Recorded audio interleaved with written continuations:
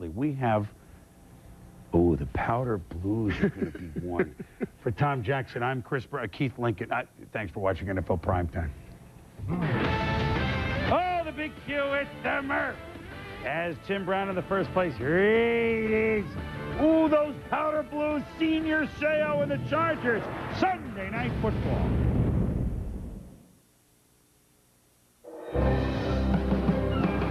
The autumn wind is a raider, pillaging just for fun. He'll knock you round and upside down and laugh when he's conquered and won.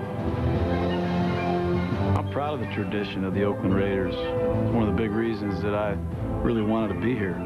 But that doesn't help us now. There's a lot of great players that have come before us. They've won Super Bowls. They've been world champions. They've done it all, but it's been a long time since they've done that. We're trying to create our own tradition this year. The autumn wind is a pirate. 1, 2, 3. Those are three big words, and three words I think that are critical in terms of winning football teams. There have been some games this year that if we didn't have that pride and poise and commitment, then, you know, it would have been very easy for people to say, oh, they're the old Raiders, you know. We feel like we've laid a good foundation for the 2000 football season, but we got a lot of bricks to lay before we can say we've arrived and we're for real.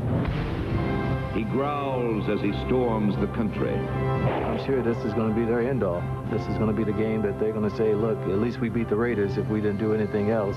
Well, we know this. We played them early in September, and it took us 60 minutes to find a way to beat them. And right now they're wounded. We got to go ahead and put them out their misery and not let them lay around and come back and bite us.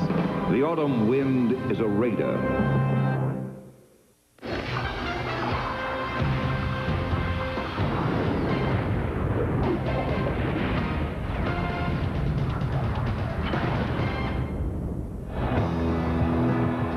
California beach beat of Dick Dale and the Deltones rocked an entire nation in the early 1960s. Tonight in San Diego, professional football reaches back for those glory days. The lightning bolts of powder blue, gold, and white are once again in vogue as they take on their longtime rivals in silver and black. Good evening, everybody. I'm Mike Patrick. It's great to have you with us. It must feel like the old days for the Raiders. At 6-1, they're tied for the best record in the AFC. This team in recent years has squandered its talent. They haven't made the playoffs since '93. But this year, John Gruden has brought it all together. For San Diego, though, it has been a disaster. The worst record in professional football, 0-7. The culprit has been the offense. They can't run the football. And Paul and Joe, the quarterback position, has been a revolving door. And Michael, the Chargers have already rotated 3 quarterbacks at the beginning of this season. And Joe, they're responsible for 18 of the 19 turnovers by the offense.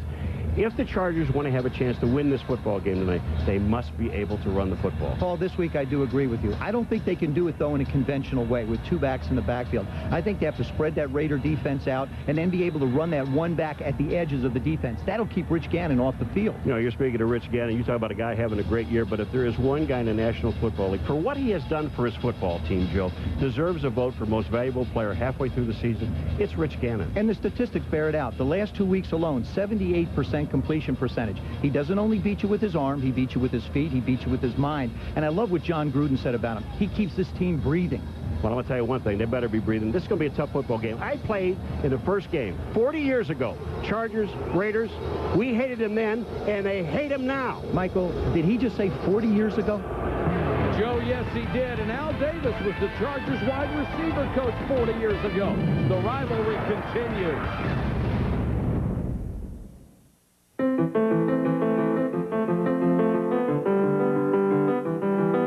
Broadcast. Log on to ESPN.com or NFL.com now and click the enhanced TV logo. Before the kickoff, let's go to the sideline. Our colleague Solomon Wilcots with star linebacker Junior Seau. All right, thanks, Mike Jr. On opening day, your defense held this Raider offense in check, allowing only 1 touchdown. How might you guys improve on that performance tonight, especially when the offense has been struggling? Well, they're a much more improved offense, so we got our hands full right now. Well, hopefully we can go out and compete and hope to have more points at the end of the fourth quarter. Now, tonight, the franchise is celebrating 40 years here in San Diego. You're wearing the old-school uniforms. Is there a special magic in this place tonight? We hope so. The last time we wore this, you know, we obviously went to the Super Bowl, but the fact here is that we got to go out there and tackle better and score points. All right, well, thanks for joining us tonight. Well, speaking of old school, my old coach once said that complacency is the mother of failure. And tonight, the Raiders can ill afford to sleep on the 0-7 Chargers. He growls as he storms the country. We know that they would like nothing more at this point than their first win of the season to be against us. We've got to deal with a football team that has a lot of pride, that's going to come out here and play their best game of the year. The autumn wind is a Raider.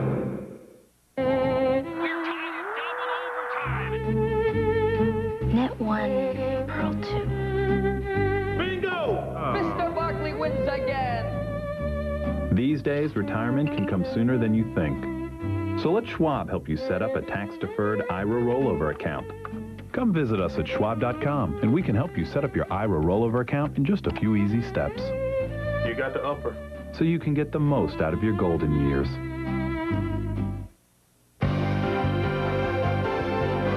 ESPN welcomes you to the following presentation of the National Football League.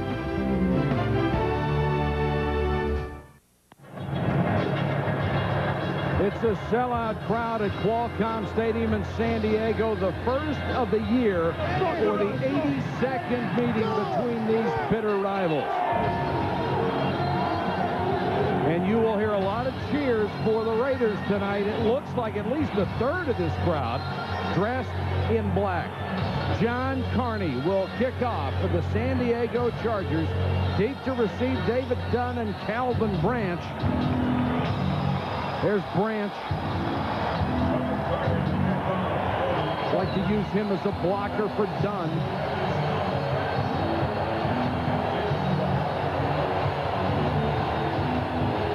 And we are underway in San Diego. Dunn from the 10 to the 33. Here's Tim Brown with the Raider offense. At quarterback, Rich Gannon. Running back, Tyrone Wheatley. Fullback, John Ritchie. Joining me at wide receiver, James Jett. At tight end, Ricky Dudley. Left tackle, Matt Stinchcomb. Left guard, Steve Wisniewski. Center, Barrett Robbins. Right guard, Mo Collins. Right tackle, Lincoln Kennedy. They start from the 33. Play action by Gannon under pressure. And throws it over the middle about 5 yards away from Tim Brown. With the Charger defense, here's Junior Seau. Front four, we have Al Fontenot and Darren Mickles from the end spot.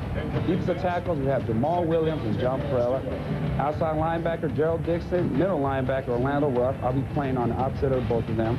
In the secondary, at cornerback, Tony Darden and Deron Jenkins. And at safety, we make sure no one gets behind them. We have Ronnie Harrison and Michael Beaton. Thank you, Junior. 4 wide receivers set on 2nd and 10 for the Raiders. Gannon too high for Brown. He wanted a flag. He won't get one. John Gruden says when San Diego gets you in 3rd and long, and he paused, said they are tough. Right now it's 3rd and long. Well, this is an offense that really doesn't go down the field deep. What they're conscious of is San Diego being able to go back to the sticks and keeping everybody underneath. Gruden likes to run a lot of different crossing patterns, and because of that, he needs 3rd and 5s, 3rd and 6s. Junior Seau, he's the guy who is usually in those short zones if he's not blitzing. Blitz comes. Harrison from the safety. Gannon flush. Close to a 1st down. Paul, I think he's short. Oops. Did I go out on a limb already? Well, I'll tell you. Let me see how they marked the ball. Well, I just want to see where they marked the ball. Well, the fact that he slid, remember now, if a quarterback he makes slides, it by the nose of the ball. If a quarterback slides, it's where he gives himself up. He makes it.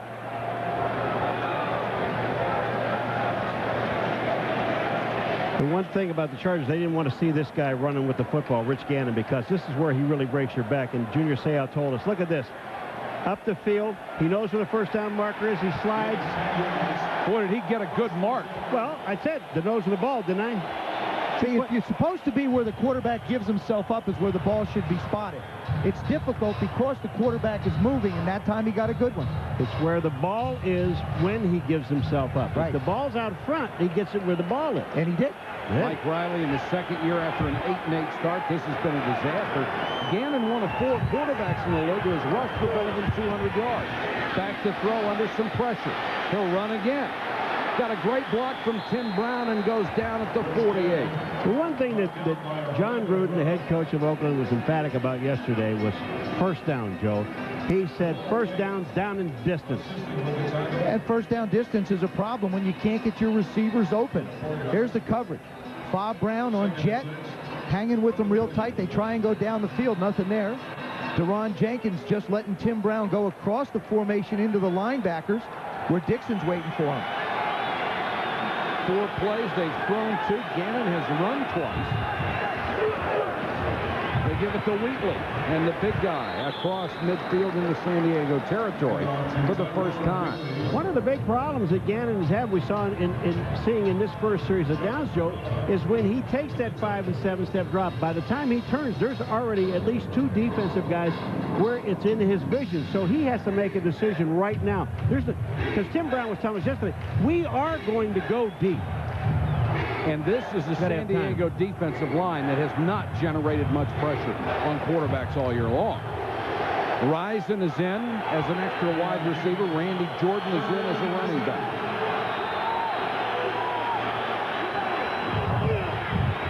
Gannon got away. Dumps it. Brown, did he catch it or was he out of bounds? He caught it.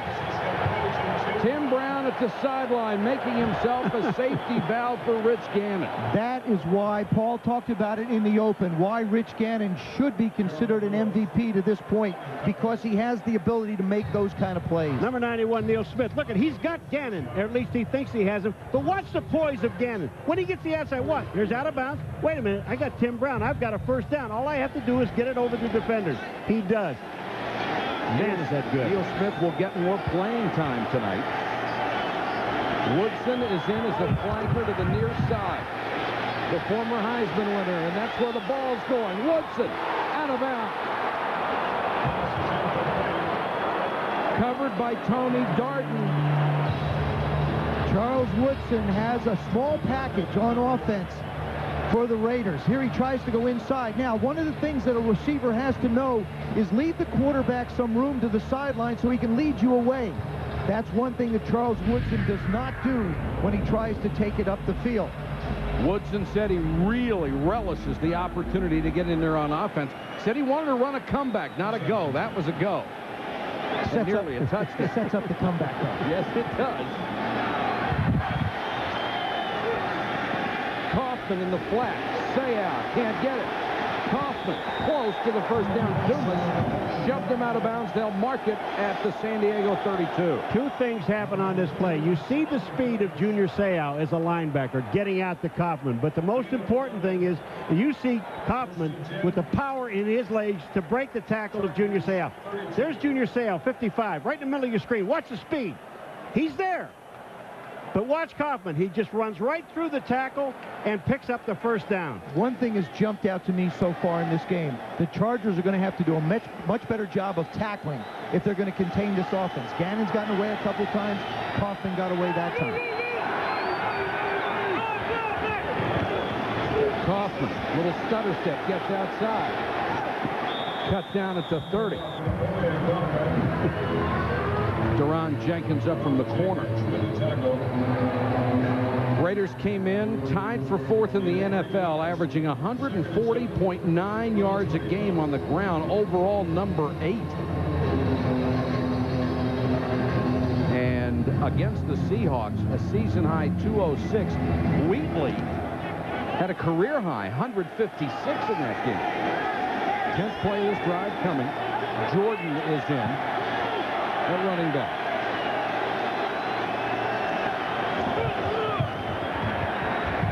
Gannon with excellent protection down the middle, incomplete. Flag is down. It was intended for Rison, and he was spun around.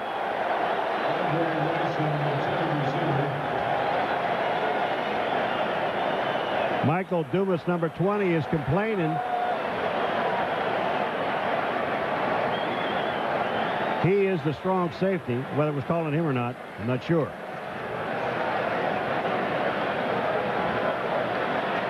Illegal contact. Defense, number 27. 5-yard penalty. First down. That's Tony Garden called for the penalty. You know, that's a pretty good break for them, because if it was pass interference, the ball would have been on the 15-yard line. Just the illegal contact. Oh. You see Darden get called. The ball was just too high. All right, Junior Seau on Tim Brown. How about this matchup? Look at Tim Brown. He's pushing his face mask away. But this is a great job by Junior Seau. Kaufman back in the ball game. Automatic first down.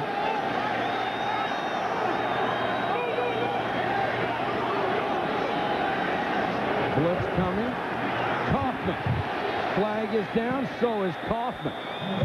This is going to be a procedure penalty against the Raiders. The wide receiver did not get set when the tight end started in motion. Deron Jenkins made the tackle. He is still down. May have caught a knee to the head or been kicked.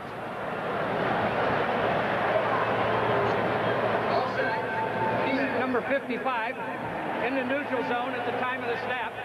5-yard penalty. Repeat the down. First down. That's the All-Pro Junior Seau called for the 5-yard penalty. We will check on Deron Jenkins when we come back. We're scoreless first quarter. It's seeking out the best of the best, believing they will reach their goals. It's concentrating on companies that exhibit sustainable earnings growth. It's believing in a winning philosophy that can achieve solid results. The American Century Growth Fund. It's what we call American confidence.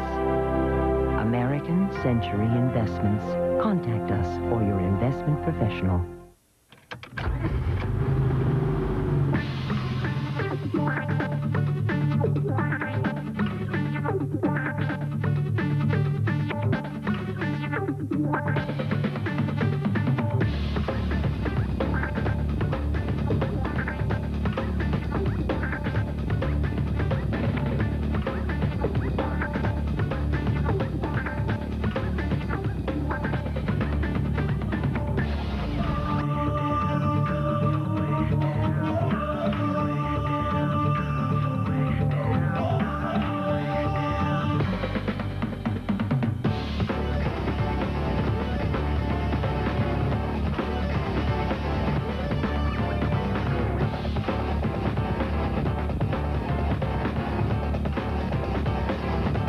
Introducing the Acura MDX, taking the SUV to a place it's never been before.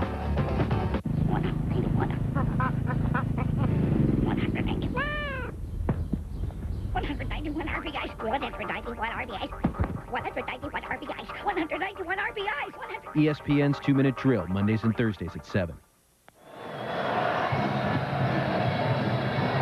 These overhead shots provided by the Yahoo Sports Aerial Cam high above Qualcomm Stadium in San Diego.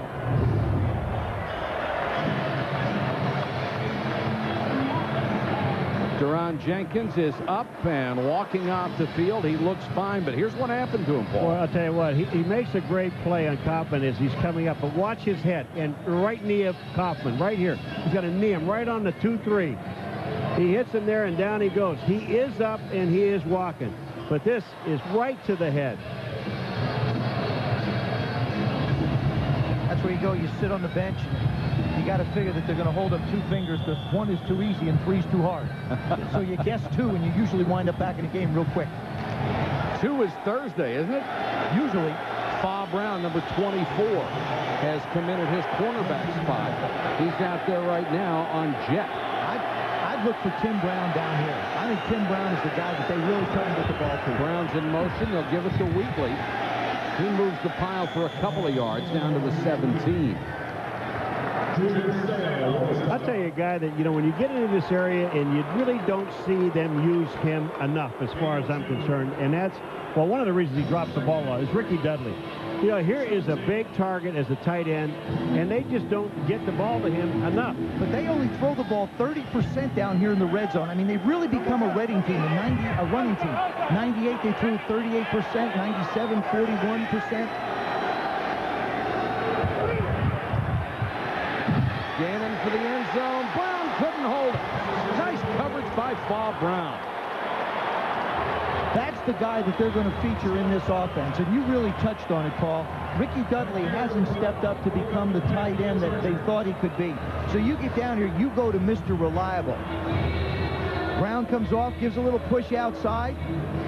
Bob Brown does a nice job of trying to hang on to it and really just strips the ball away from Tim Brown. He does a nice job of fighting him. 12th play of this drive. 3rd and 3.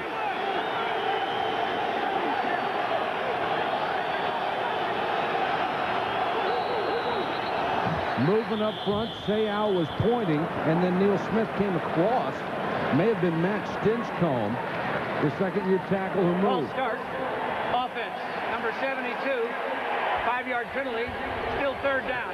Well, it can't be 72 because that's on the right side, but I thought it was Stinchcomb. Lincoln Kennedy went too. Just depends on which one you wanted to pick. Choices?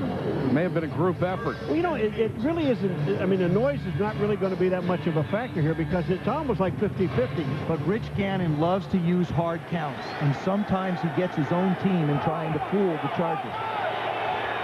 4 wide receivers on 3rd and 8. Gannon had it knocked away. Rodney Harrison was set to sail to the other end.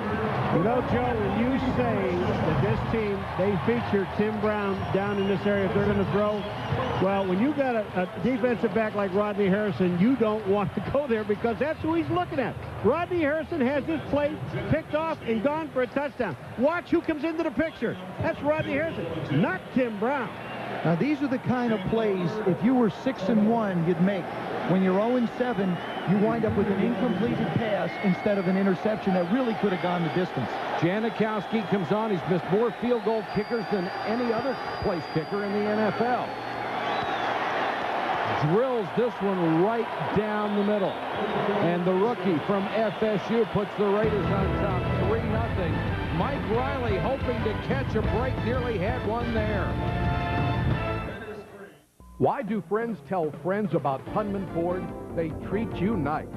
You know when you get here, they're going to take care of you. Oh, we got a great deal at Punman Ford. Friendly people, no pressure, huge selection, and the best bottom line deals in America. This week, get no-charge bedliners and huge Punman discounts on every pickup. Or brand new Tauruses from just $14,988. Save thousands on every vehicle at Missouri's low-price Ford leader, Punman Ford in St. Charles. Friends tell friends about Punman Ford. You're too young to understand what a great value is. Like when you buy one 16-inch Cecil Whitaker's pizza, you get a second 16-inch pizza absolutely free. That's 2 16-inch pizzas for the price of one. And Cecil Whitaker's has lots of delicious sandwiches, appetizers, pastas, and salads. But you're too young to understand. What she means is you will always get a great deal on the great pizza at Cecil Whitaker's. Dine in, carry out, or delivery. He's always hustling you out of your RX. Fine. Then he can just schlep 3 kids and a dog. What? You're out in the rain with no vehicle skid control so he can impress his fancy clients with his 6-disc CD Lexus premium sound system? Does this man care for you at all? Tell him to use that Lexus DVD navigation system he loves so much to find himself a Lexus dealer. He can buy his own RX 300. He knows how reasonable it is. Whew. I gotta cut back on those double espressos.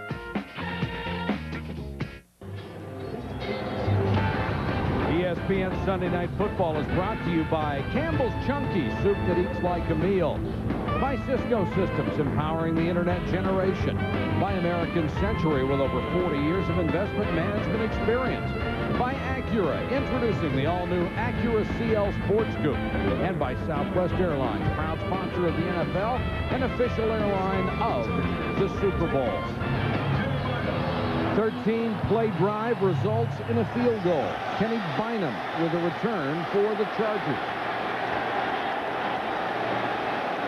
Got it out to the 25. Ronnie Jenkins, check it. It was 10th in the NFL in returns. Got it up to the 25. And we'll be back in a moment. You drive the way you drive. That's just the way it is. And that's fine. Because there's a new motor oil made to take it. Introducing new Pennzoil Synthetic with Penzane. Penzane was developed for the space program and is used by NASA. Don't change your driving. Just change your oil. Pennzoil Synthetic. It's rocket science for your car. I told my father I wanted to grow up to be a teacher. Wouldn't you rather be a doctor? He said. It's a noble profession and you could become wealthy. That may be true, I said. But without teachers, where would doctors come from?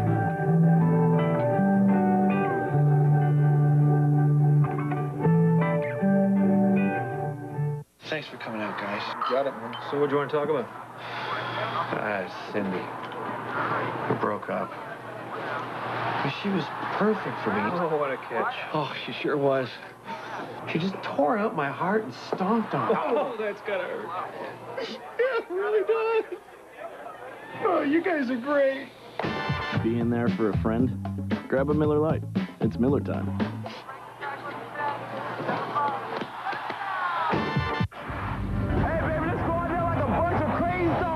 Former NFL star was charged with possession of crack cocaine. I was set up like a mother. Lawrence Taylor, Sports Century, the top 50 and beyond. Tomorrow at 8, only on ESPN Classic. It was a time-consuming drive by the Raiders that paid off in a field goal. 13 plays, 5 minutes and 23 seconds off the first quarter clock.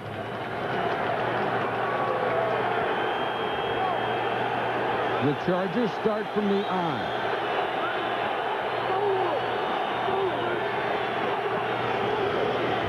Bazan, nothing. Here's Jim Harbaugh with the Charger offense. Joining me in the backfield tonight is Jermaine Frazan and fullback Fred McCrary. The wideouts are Curtis Conway and Jeff Graham. My big play tight end, Freddie Jones. On the offensive line, Ben Coleman to left tackle. Left guard, Riley Roundtree. The center, Roman Fortin. At right guard, Kevin Gogan. And the right tackle, Don Parker.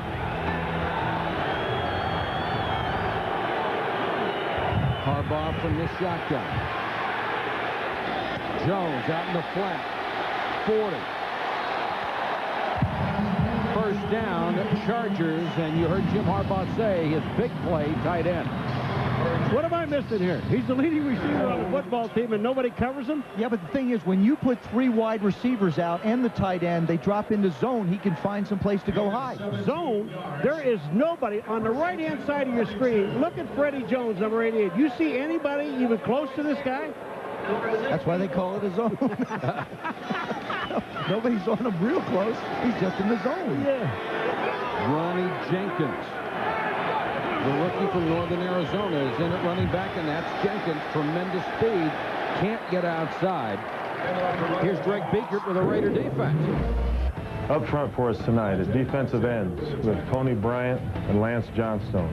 At defensive tackles, Grady Jackson and Darrell Russell. The linebacker spots, William Thomas, Elijah Alexander, and myself, Greg Biekert. In the secondary, at corner, Charles Woodson, Eric Allen. At the safeties, Anthony Dorsett and Marquez Pope. Fletcher is in on 2nd and 8. He's the man in motion now on the right wing. Harbaugh, quick set, throws, and threw behind Jeff Graham. I'm sorry, the ball was thrown to Jeff Graham and he ducked. He just ducked. You know, sometimes those inside receivers, they just can't see it. I mean, things are coming out so fast. So often, quarterbacks don't have an opportunity to get it up over the defensive lineman or their offensive lineman, so it's coming out of a little hole somewhere. and when a guy turns around, Jeff just had no idea where it was. I'm sorry. Now 3rd and 8. Reggie Jones is in as the 3rd wideout.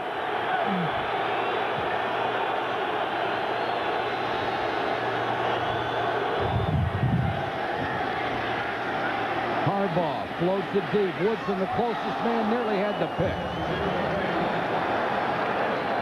Well, I came out at the beginning and said if they want to win this football game, they have to run it. I don't think you can draw an assumption right away. I think they're eventually going to have to run the football. I think they wanted to spread the Raiders out, and sometimes to be able to establish a run, you have to open up the formations, throw early. But I think if the Raiders are going to have success, they're still going to have to gain some yards on the ground. Well, the Chargers are the worst team in the NFL running the football. They only average 64 yards a game. This is the brilliant punter, Darren Bennett, who will kick to Darian Gordon.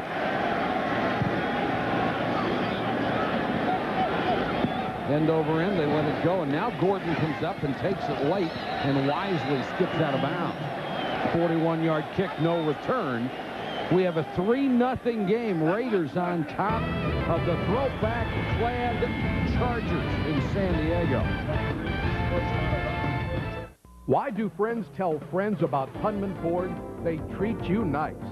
You know when you get here, they're going to take care of you. Oh, we got a great deal at Hunman Ford. Friendly people, no pressure, huge selection, and the best bottom line deals in America. This week, get no-charge bed liners and huge Hunman discounts on every pickup. Or brand new Tauruses from just $14,988. Save thousands on every vehicle at Missouri's low-price Ford leader, Hunman Ford in St. Charles. Friends tell friends about Hunman Ford.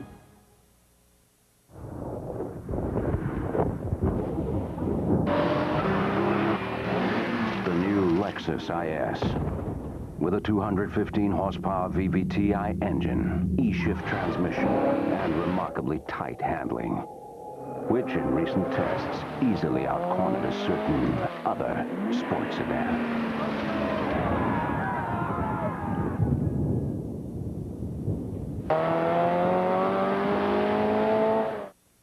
Hello, I'm Dan Shipley, President of Gateway Medical Research. For years, we've been conducting pharmaceutical research for FDA approval of generic medication. If you are a healthy non-smoking male, age 18 to 50, on no medication with no current health problems, of a normal height-weight ratio, and are available for 24 to 36-hour stays at our facility, you could earn $300 to $1,000. For more information on how you can earn hundreds of dollars, call Gateway Medical Research at 636-946-2110. You guys, I'm so happy for you. Let's all start a chant here. Raiders! Raiders! Raiders! Raiders! Raiders! Raiders! Raiders! Haunted house set up on Halloween weekend here in San Diego. Sound effects by Joe Theismann. Now, what does a Raider fan wear for Halloween? He takes all that clothing off. Takes it off? Takes it all off.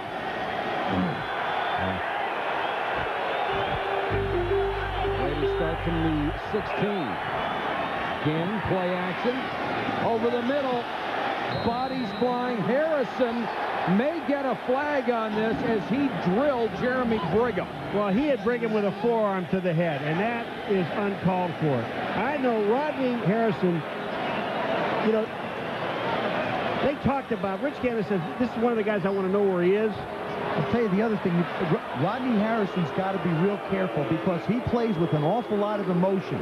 And he's been really jacked up through the first quarter here. He's got to be careful he doesn't get himself thrown out of this game. He will lay people out. Yeah, but this isn't legal, though, man. I mean, this is... Personal foul. Unnecessary roughness defense. Number 37. Late hit on a defenseless receiver after the ball had been gone. What? First down. It's the forearm to the head that they're going to call. Brigham is the 87 coming. But look at his forearm, right to the face, and that's what they're calling, and he extends it. You're out in space. They're going to see it. Here it is. Look at this. That's uncalled for. First down up at the 31. Wheatley, the deep man in the eye. Gannon to throw again. Caught by Risen. Double team taken out of bounds. Back to that penalty call as there's another marker down. Dick Hantak's call didn't have anything to do with that. He said it was a late hit on a defenseless receiver after the ball hit the ground. The ball was 8 yards in the air.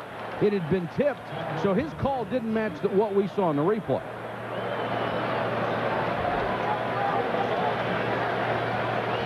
And the Chargers are personal marching foul. back again. Defense, number 76. A blow to the head of the passer. 15 yards. First down. That's Jamal Williams, the defensive tackle. They call this one on him hitting Rich Gannon. As Gannon scrambles around, there he makes the throw. Here's a guy that's jumping in the air. What's he supposed to do with his hands? I really feel like the Rules Committee has to sit down and evaluate these type of penalties. I'm all for protecting the quarterback, but there's no way that that deserves a 15-yard penalty. I agree with you. Wheatley is in there. They fake to him again. Gannon with time. And throws this one incomplete. Tim Brown was the closest to it. Rich Gannon in the last 2 weeks has been on fire. He has missed more passes in this game than he has in the last 2 weeks. In fact, over the last 2 weeks against the Chiefs and the Seahawks, Gannon's hit 28 of 33 and 15 of 22. That's 78.2%. That's the best since Kenny Stabler in 1976. Over a 2-game span, he had 78.3. Just as a little footnote to that, that was the year that Stabler took him to a win in the Super Bowl. 2nd and 10. Kaufman, the single setback. Kaufman will get it on the toss. Kaufman inside the 30. Boy, I'll tell you who gets a great block in there is David Dunn, number 88. He comes in motion, and Fontenot is number 95 on the outside of the defensive line, and he just makes an excellent block and opens a hole. You're going to see Dunn, David Dunn. Look at watch this block. Boom, and then turn inside. Now watch where the ball carrier goes, just to the outside. That's an excellent block. Look at Lincoln Kennedy downfield. He's like 3 times the size of Kaufman. Tony Dark, I know. Raiders now facing a 3rd and a yard. Wheatley moves the pile one of the few times they tried to run the ball tonight. Let's go to Solomon Wilcott. Solly? Yeah, Mike, not looking to justify the hit by Rodney Harrison, but he went over to the official. He was obviously very upset. He says, hey, we're just looking to play football. Of course, he's a very physical football player. He's going to have to find a way to be physical without drawing the penalties. Absolutely right, Solomon. Those are the kind of things that really have hurt this defense on this drive. 2 personal foul penalties, a total of 30 yards.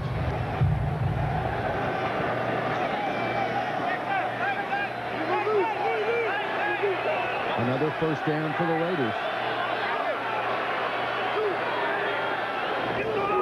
Wheatley to the 22.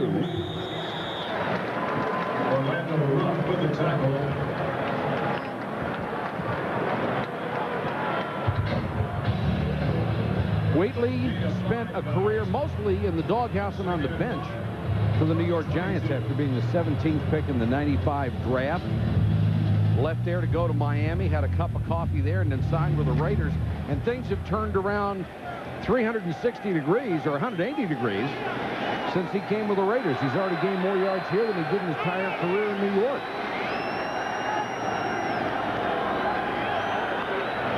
Gannon, pressure from behind. Screen, and Dudley dropped it. Oh, man. That has been what has tortured Ricky Dudley during his career. He'll be brilliant one moment, then drop one the next. All they have is one guy, Al Fontenot, in the middle of the field. Ricky Dudley drops the ball. Rich Gannon does a terrific job of selling this. Look at how he flows out, doesn't look back. At the last minute, he turns and throws the ball. This is really sold by the quarterback. Now he can't believe it. There's the pass. And Ricky Dudley starts to run with it before he catches it. That's one of the elements this offense is missing, is production out of the tight end position. He's only caught 10 passes all year long. Gannon, great protection again. Sidearms it, and Wheatley dropped it. Oh, this is just taking your eye off the ball. You're trying to run with the football before you get it. Rich Gannon did not have that great 2-game completion percentage because guys drop balls like that. Well, the one thing about Rich Gannon is every one of these guys, Joe, and you said it, they're aware of Rich Gannon because you've got to pay attention because you don't know where he's going to throw the football. Everybody has to be alert. Ironically enough, the guy that told us that last night was Tyrone Wheatley. That's right. Sebastian Janikowski missed his first 6 from 40 and further. He's hit one tonight, tries another one. and Janikowski is 2 for 2. That's why they made him a first-round draft choice.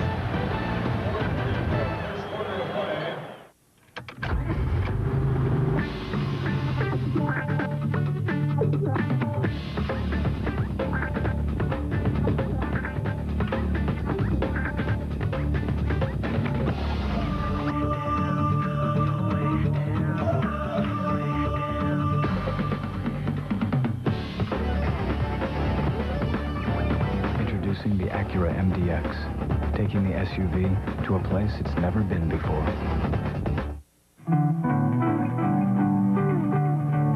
I told my father I wanted to grow up to be a teacher.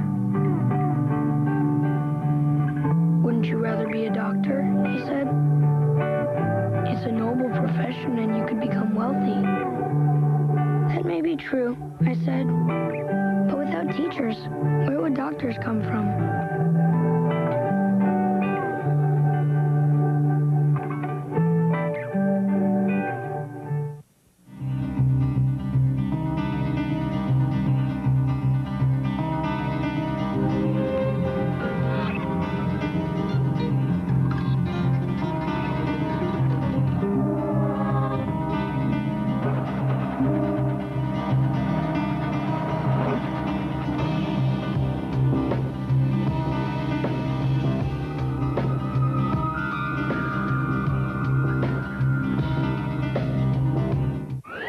Football Saturday. It's a battle of Big Ten ground games with a spotlight on Wisconsin's record-breaking track star, Michael Bennett. It all starts with College Game Day at 11 on ESPN. Minnesota versus Wisconsin at noon. Saturday on ESPN2. San Diego Chargers secondary talking it over. They have stopped the Raiders short of the goal line on 2 consecutive drives, giving up a pair of field goals. Jenkins and Bynum deep to receive. Jenkins from the 2. Jenkins had a seam, closed it quickly up at the 25. There's a marker down.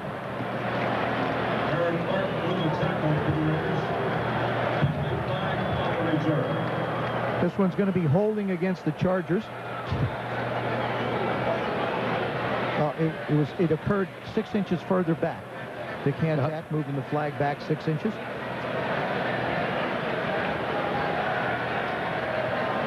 Holding during the return, number 96, 10-yard penalty, first down.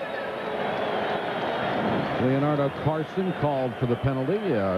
Beginning of the broadcast, Paul McGuire said they need to run the ball. They'd love to run the ball. 3.1 yards a carry, worst in the league. 65 yards a game, it's the worst in the league. They've tried it the fewest times. 147. Is it the chicken or the egg? Do you give up on the rushing game too quick, or do you just realize you can't run? Kazan. Good run that time up to the 18-yard line. Well, Michael, they were worse than the league last year also. I mean, you know, but you've got to be able to run the ball. And here's an offensive line that truly believes that they can run the football, and they want to. I think you have to do. Mike Riley has got to put the onus on his offensive line to carry this offense for a while. They're bigger than the Raider defensive line on the edges, and that's where they have to run. Kazan again. Stuck. ESPN Sunday Night Football continues next week with a record-setting touchdown machine that is the St. Louis Rams. They'll play host to division rivals Carolina in what promises to be a high-scoring battle. Our coverage begins at 7:30 with prime time.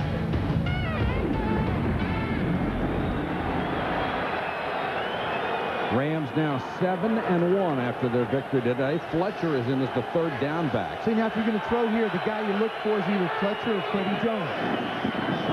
Harbaugh. Jones can't hold it. They had them both on the same side. Fletcher about 5 yards away from Jones, and Jones couldn't hold the ball. Poor Marquez Pope was there, and that ball was a little bit not on, well, just say this, it wasn't put on the target, and Pope just nailed him. Pope starting in place of the injured Johnny Harris, who was the starting strong safety a week ago. Bennett comes on to kick. That's Darian Gordon.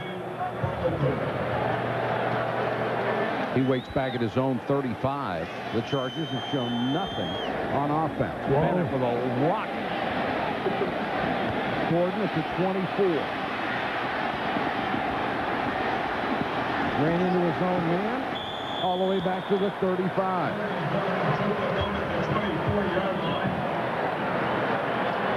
Rich Gannon will lead the team back onto the field. And here's what John Gruden had to say on the qualities that Gannon brings to this team.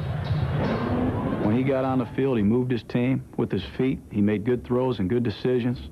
And he's always been a very well-prepared player. And he's got a vibe about him, I think, that's contagious that our football team needed. A couple of the Raider players said one of the great things about John Gruden, he doesn't take crap from anybody, and neither does Rich Gannon. Rich got an attitude when he's out there. You think Gruden doesn't have a vibe? At 37, still the youngest head coach in the NFL. Wheatley got a yard. Let's go to Solomon Wilcott. Sally, what do you have? Yeah, Mike, you know, John Gruden's normal workday starts well before dawn, and his habits is rubbed off on his players, especially Rich Gannon. The story goes that Gruden was working in his office early one morning. He hears pebbles tapping on the window. He goes to the window. It's Rich Gannon looking to get in so he can study film at 6 a.m. Rich Gannon now has a key to the facility, and you know what? Sooner or later, it's going to be the kickers who are going to be burning the midnight oil as well. Solomon, most of us could not be associated for a long time with John Gruden. You just can't get up that early. Looked like Dingle jumped early for the Chargers. Outside defense, number 90, unabated to the quarterback. 5 yards. Still second down. Here's a nice heads-up play by Barrett Robbins, the center, who Gruden really loves. He thinks he's the true Raider. He said he's mean, he's nasty. If he needs to get something done, he just goes to Barrett Robbins, and he'll get it started for him. He said this guy right here is his favorite Raider. And a lot of people think Barrett Robbins should have been a couple of Pro Bowls already. He's in his 6th season at a TCU. 2nd and 4 after the penalty. Gannon play action again. Excellent protection. Sidearms it, tipped incomplete. It was intended for Jet, and Jenkins was right there.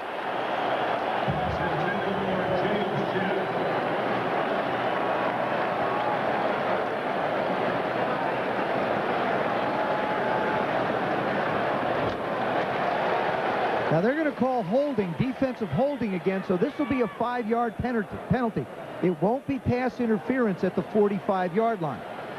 And interesting, here's DeCantek's holding. call. Defense, number 23. 5 yards from the previous spot. First down. There are the penalty yards, 7 for 60 against only 1 for 5. Here he comes up top. Jenkins is playing him outside. Now there they come around. It's holding. I mean, it is holding, but it looks like he might be interfering with him as well. And we were told Jenkins had had a concussion and would not be back. Because nobody gave the message to Deron Jenkins. Kaufman trapped in the backfield, got away. Napoleon Kaufman stopped by Dumas on an ankle tackle, or he breaks it. As it was, he gained 14, and that was 14 yards opposed to -5. Orlando Ruff, number 56, gets caught with his feet still. Napoleon left him there. Orlando Ruff is in the backfield, and he thinks he's going to make a play. Watch number 56. Right there, he turns back outside. Ruff goes down on the ground, and Junior Seau, 55. Look at this. There's Dudley getting a block on Junior Seau, but there's Ruff on the ground. And Seau trips over top of him. Gannon short set. Look at all that time. Rison was open, and he missed him. Rison was being covered by Bob Brown, but he had him beaten by 2 steps. You know, and you might say, oh, gee, Richie Gannon missed him, and Andre Rison maybe wasn't running. One of the problems you have when you don't call a specific go route, these were adjustments. See, Rison he's trying to run the post, and then he breaks it up. But Gannon never looked his way, so the rhythm of the route is distorted. Look at this blocking. Look at this offensive line. This tells you why Gannon has all this time. These guys really never got off the line of scrimmage, the defense for the Chargers. The Chargers only have 19 sacks on the season. Kaufman on the toss. Harrison put him down. You know, we talked about Tyrone Wheatley getting a new start here with the Raiders. It's really been the benefit of both backs. Napoleon Kaufman is not the kind of a back who can carry the ball 35, 40 times a game. Heck, can't even carry it 20. But he's a perfect complement to Tyrone Wheatley being able to pound it up inside. Then if you want to attack the edges, you bring Knapp in. And Wheatley says he notices defenses preparing more for the run game since he has been here. Almost had a free ride last year. Third down, Randy Jordan is in the backfield. Gannon, plenty of time again. Incomplete. Intended for Rison. Fa Brown was there to knock it away. Boy, Rison had him beaten to the outside, and Gannon threw the ball to the inside. I get the sense that because the Raiders are throwing the ball so much, they want to just dampen the spirits of the Chargers. I think they think if they can get up 14 points, then the Chargers are going to quit. This defense hasn't any quit in it whatsoever. Well, you remember what Junior Seau said yesterday. If they want to come out and run it, I love it. Bring it on. He's hoping they do. Janikowski comes on again. This from 53 yards. Wow. The Polish cannon has hit 3. Officially a 54-yarder. The 2 before from 40. The offense has been Janikowski. The Raiders are up 9-0. His previous long was 47 yards. This is why John Gruden went and got him. He needed to improve his kicking game. They lost 4 games last year by 3 points. He felt like he was sorely hampered without a field goal kicker. Bob Casulo, the special teams coach, he knew it was good as soon as it left his foot. Not only did they upgrade their field goal kicking, but they upgraded their punting with Shane Leckler. It's been a big part of their success this year. If you just tuned in and you're a Chargers fan, you certainly haven't missed much. They have run 8 plays, gained a total of 27 yards. The Raiders have had it for 11:01 compared to only 3:45. I had a chance to talk to Sebastian Janikowski on the field before the game. I looked at him, he started smiling. He says, I know you. I said, well, I know you too. I says, your body looks like mine when I quit.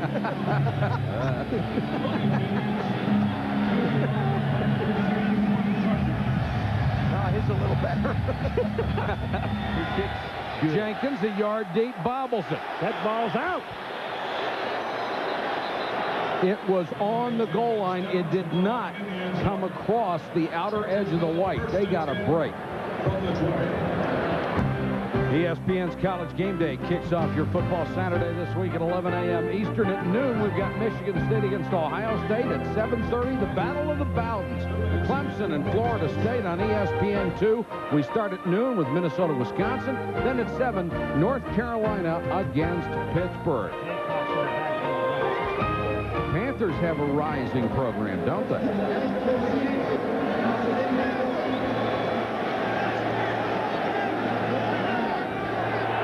Chargers desperate to get anything started on offense. Play action by Harbaugh. And just throws it away. And did not get it back to the line of scrimmage.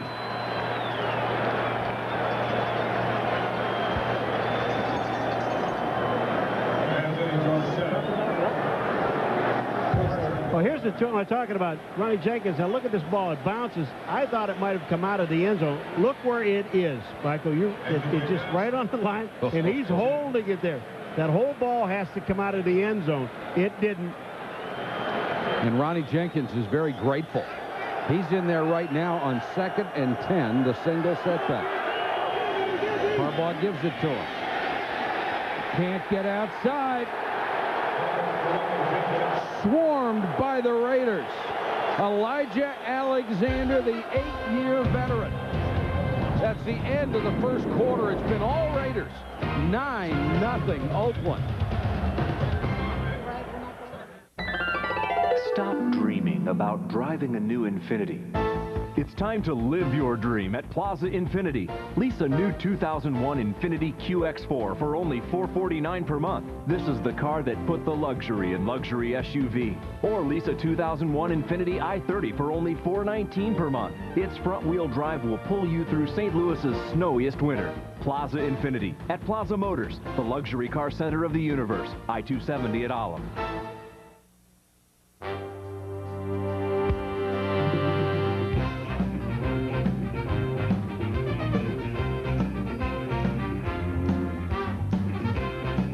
A brand new truck, SUV, or van from Lou Fusz Chevrolet. Choose from our great selection of 400 new trucks. Also, check out our customized commercial trucks and vans on the lot and take advantage of upfront pricing. Now that's something.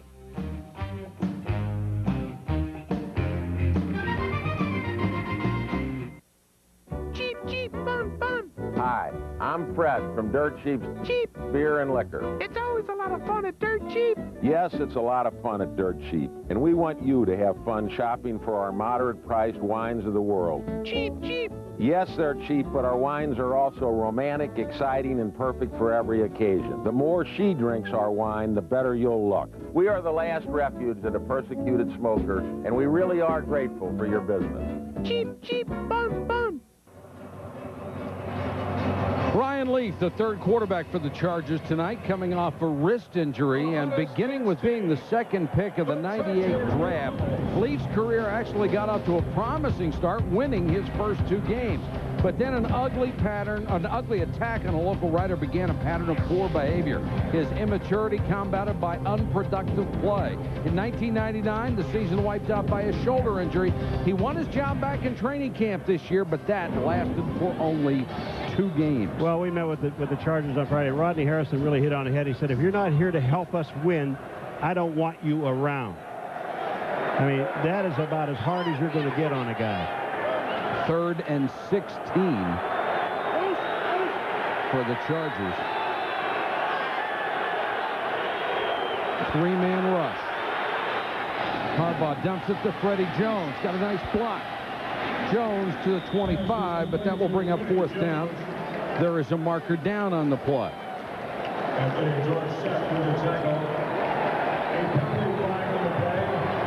Roughing the passer is the call. That will be a 1st down, San Diego. And it looks like they need a penalty to get a 1st down. Look at that look. Look at that look. The Raiders got 2 on the last drive. Personal foul. Defense, number 96, unnecessary roughness. 15 yards, 1st down. That's Darrell Russell, the defensive tackle, in a self-admitted slump. I'll tell you, it'll drive a coach crazy. Look at Gruden. I mean, you've stopped the team now for 3 straight downs, and the guy throws the ball. Now look at this. Well, you know, I got to be honest with you guys. I just don't see where that is unnecessary roughness. I'm going to make a suggestion, and I hope whoever's listening takes it to heart. They ought to change the rules regarding the quarterback. They ought to treat them like they do kickers, running in or pushing the quarterback and roughing the quarterback. That was not roughing. But wouldn't you agree that wouldn't be any penalty under most circumstances? No. 1st and 10, and movement up front. Coming across was Josh Tavis.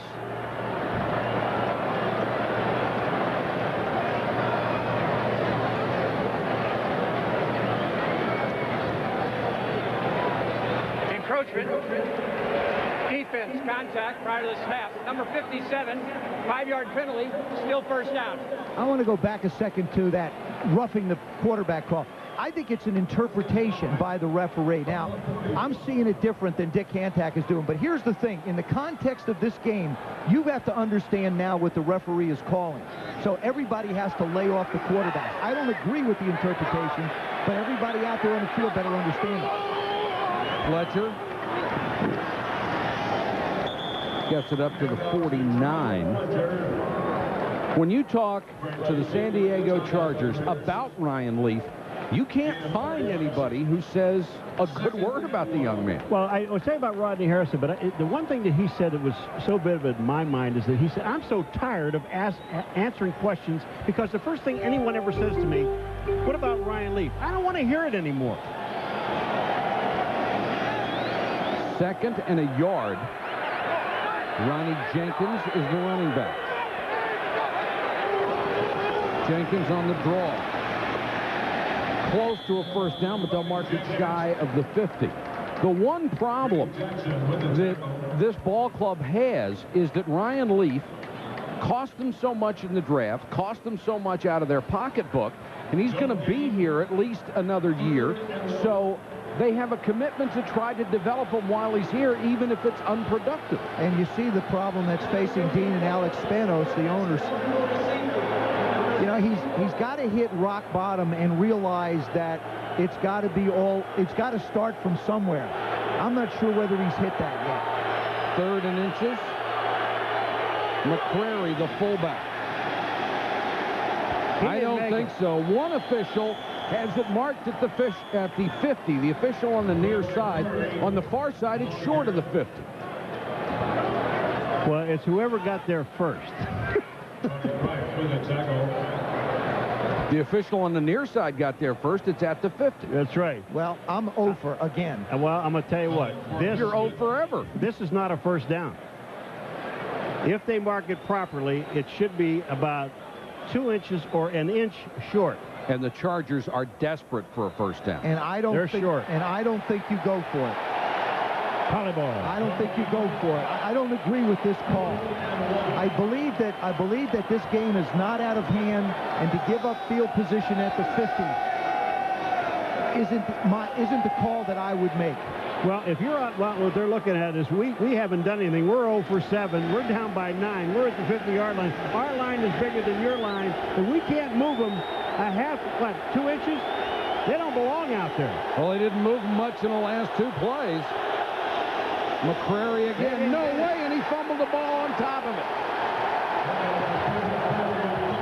The offensive line might be bigger. The defensive line is far more aggressive. Michael, this is, and Joe, you got to agree, this is an attitude for an offensive lineman. You got to line up and say, I'm going to knock this guy off the ball. And they didn't do that. You talk about getting beat to the punch.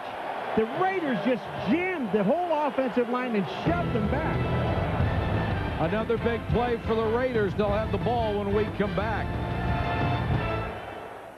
NFL Tonight, Tuesday through Saturday on ESPN2. E-Business Solutions.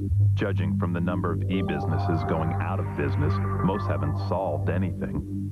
At Dell, we design our servers, storage, and services to make it easier to get results. They help us generate $15 billion a year in e-commerce alone. Now that's what we call solutions. What about you? To find out more, visit Dell.com. Yep, it's that easy. Dell E-Business servers use Intel Pentium 3 Xeon processors.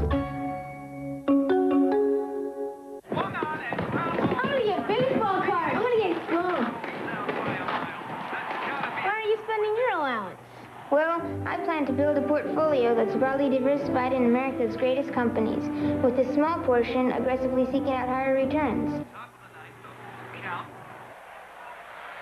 What's a portfolio? It's never too early to learn about smarter investing. Visit us at thenewschwabwelcome.com, where every investor is welcome. You might want to hold on to that Mickey Mantle card. There are those moments in life when absolutely nothing weighs you down. When you feel totally, completely free.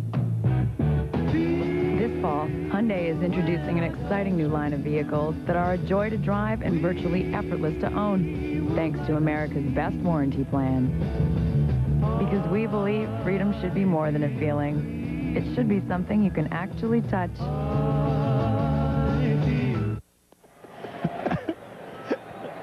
The Chargers are celebrating the 40th anniversary of this franchise wearing their throwback jerseys. This is Paul McGuire's throwback jersey, his original number 84.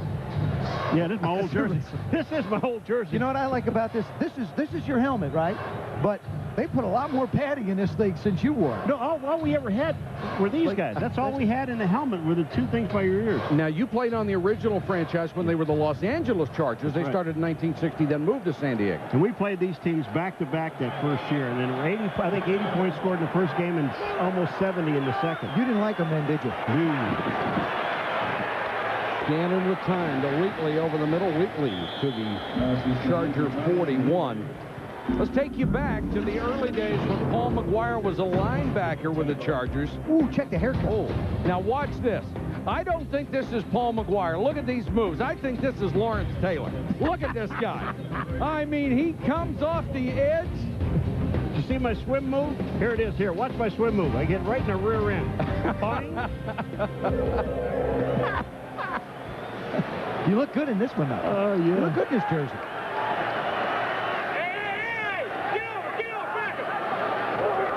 Wheatley. Tough this time. Well, when was the last time somebody accused you of looking like Lawrence Taylor? Elizabeth Taylor. Lawrence. Okay, are you going to leave it on? Are you going to leave the jersey on the whole telecast? Yeah. Huh? Well, the Chargers really look good in those uniforms. Right now, they're not playing very well, particularly on offense. Raiders face a 3rd and 3 from the Charger 41.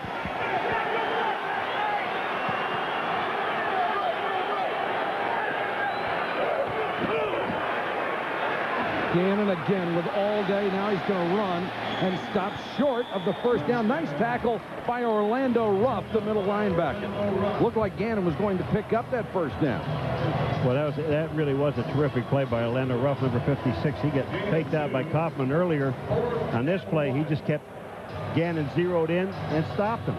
Well, they won't try Janikowski from 57. They'll bring in Shane Leckler, the rookie out of Texas A&M. That really is a great job by the defense because the offense just left them in the lurch at midfield. Reggie Jones drops back to his 10-yard line. Leckler has had a great average. Flags are down. Who jumped? It was San Diego. It's a first down. It was the wing guy, Eric Johnson, number 41, but San Diego was in the neutral zone.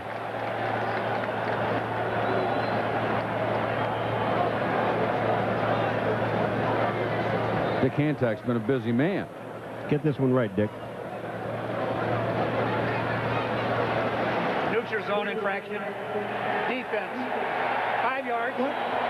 First down. I got to ask myself, if I'm a special teams coach, Mike Riley's coach, what is the defense doing playing all these games? They're going to punt the ball. The only mistake that you can make, that Bob's team can make here, there's Bruce Reed, special teams coach, the only mistake that he can make is trying to be cute. I mean, you got 4 guys in the middle. They're not going to rush the kicker. That's, again, why you're 0-7. And it was obvious they didn't even have a full punt rush on. The obvious thing was that the Raiders weren't going to punt the ball. They were going to run the clock down and take the penalty. Instead, they have a first down. Wheatley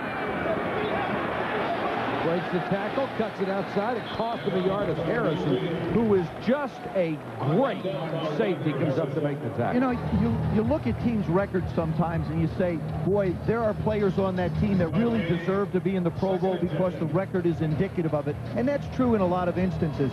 But when you look at a team that is struggling for a victory, you have to focus on the individual efforts. And Rodney Harrison is a Pro Bowler. I don't care what the Chargers' record is. Junior Seau is a Pro Bowler. I don't care what the record Absolutely. says. Ricky Dudley and Jeremy Brigham in as a double tight end. Gannon to throw. Again, no pressure. Out in the flat, Brigham. Wide open down to the 20. You can't let any quarterback have time like that, especially a guy who's as accurate as Richie Gannon. And you talked about time, Michael. We're going to see some time. Stinchcomb, Wisniewski, Robbins, Collins, and Kennedy. Look at these guys up front. Watch where they keep the Chargers. And Gannon just steps up. Well, he knows exactly where everyone is. This is one of the things that Gruden talks about Gannon. He knows exactly where everybody is on the field, and everybody has to stay alive. Another first down for the Raiders. Empty backfield. Wheatley is wide open in the flat. Then he turned it upfield, and Gannon threw it behind him. Boy, he was wide open coming out of the backfield. Let's go back to that punt of the Raiders, Mike. When you look at it, first of all, again, these guys were not going to punt. They were going to let the clock run down. And here is the defense for 3 years. This San Diego Charger defense, they've been playing outstanding, Joe. And tonight you have an offense that hasn't moved the ball at all. And you've got your special teams. There's 3 entities in winning a football game. Offense, defense, and special teams. And they've got 2 of them in San Diego that aren't doing the thing. 2nd and 10.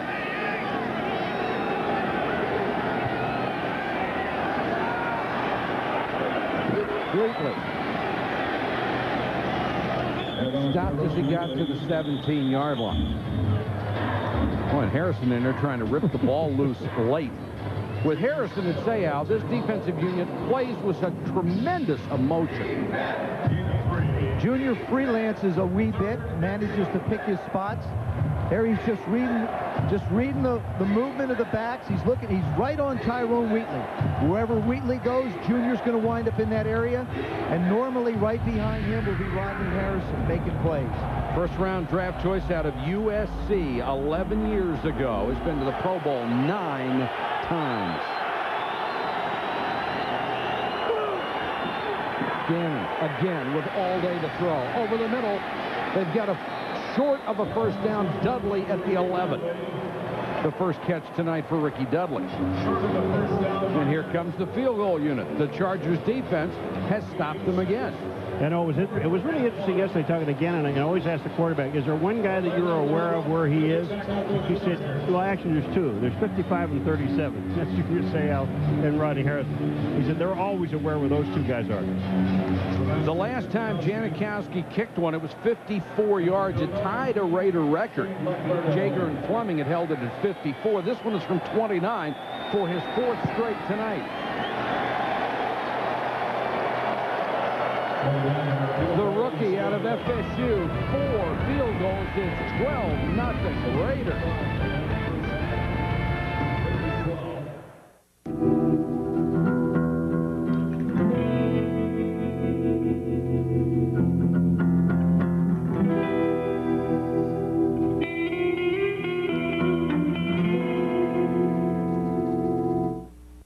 It's interesting what a man will do to avoid buying a new suit, like convincing himself that he's still a 32-inch waist, or that no one will notice.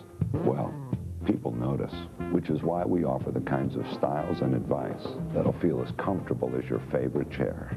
After all, if people are going to notice, it should be for the right reasons. You're going to like the way you look. I guarantee it. The Men's Warehouse. To reach the store nearest you, call 1-800-776-SUIT. You only get out of something what you put into it. And we're putting something special into truck season. For limited time, you can get any 2000 Explorer 4-door with low 0-9 financing for 60 months. That can save you over $7,000 in interest. But this deal ends October 31st. Hey, you only get out of something what you put into it. So get into a Ford Explorer during truck season at your Quality Ford store on both sides of the river.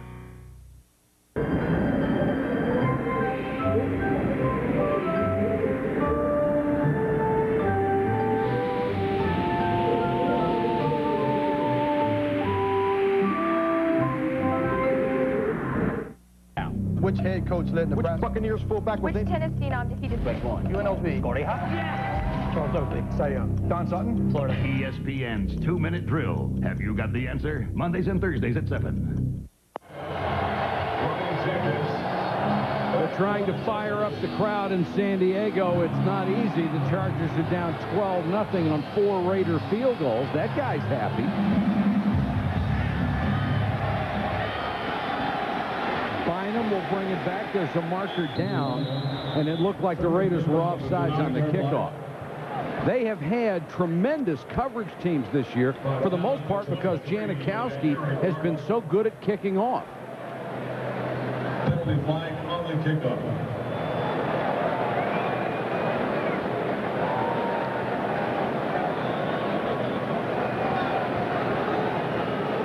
Offside. Kicking team, number 50. 5-yard penalty, free kick. To Eric Barton, the linebacker out of Maryland. Monday Night Countdown tomorrow night at 7:30 Eastern. Mike Tirico and the gang review Sunday's top stories and preview the Monday night matchup. Then at 9, it's ABC's Monday Night Football with a huge interconference battle. The Tennessee Titans against the Washington Redskins. Hotel Del Coronado, one of the most famous landmarks anywhere on the West Coast. Just a gorgeous all-wood building. Enormous structure. Ball control, 16.5 minutes to 6.5 minutes.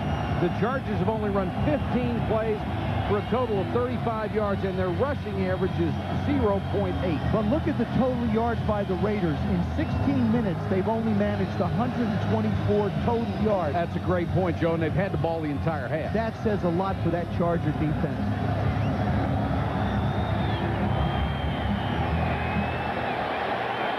Bynum bobbled it and cut down as he got out to the 18-yard line.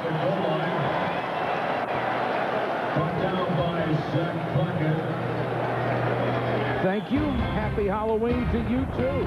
12-0, Raiders. There are those moments in life when absolutely nothing weighs you down. When you feel totally, completely free.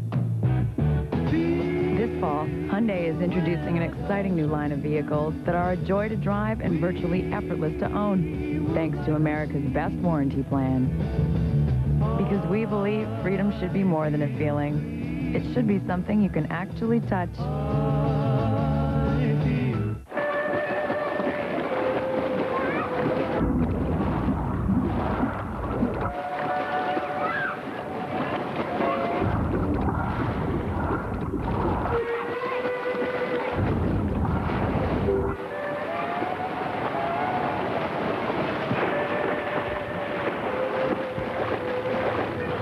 What's up?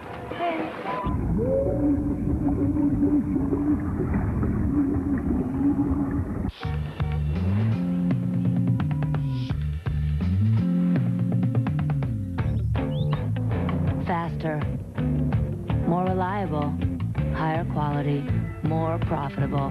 Nortel Networks is building the new high-performance internet, and it can be whatever you want it to be.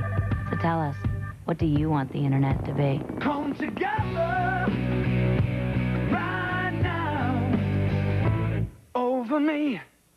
With the 17-year-old entering the draft, it brings up the question yet again, how young is too young?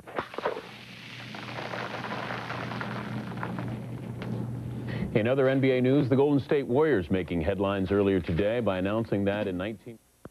Oh, yeah? Do you like my jersey? 12-0. Raiders on top, 6:36 to go, first half of play. Chargers struggling on offense. They haven't had more than 2 consecutive plays gain yardage tonight. Ouch. Harbaugh goes to the shotgun. They have a 5 wide receiver set.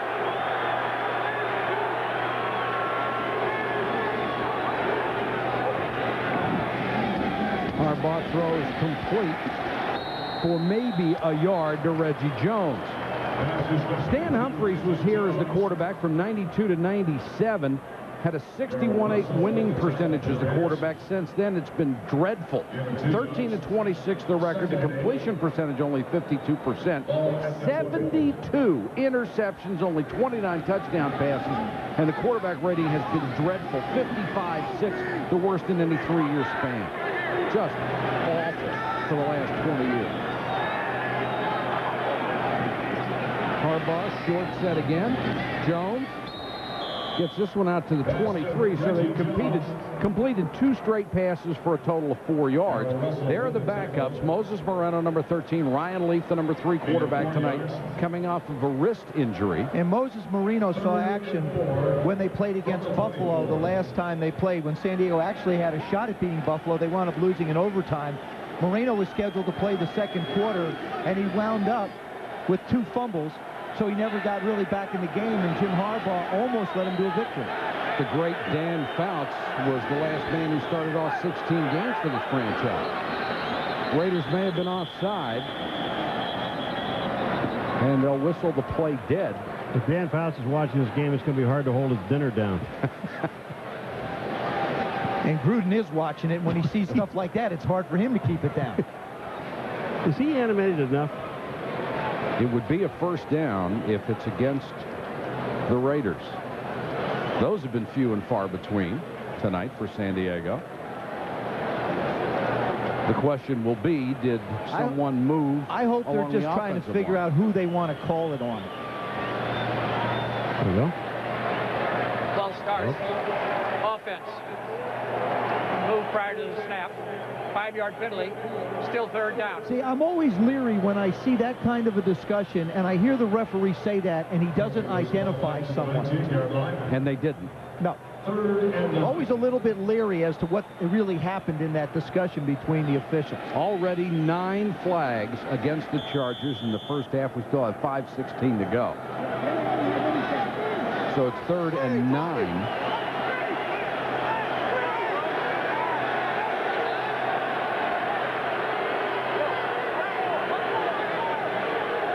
Harbaugh says, look out for Baker, number 54.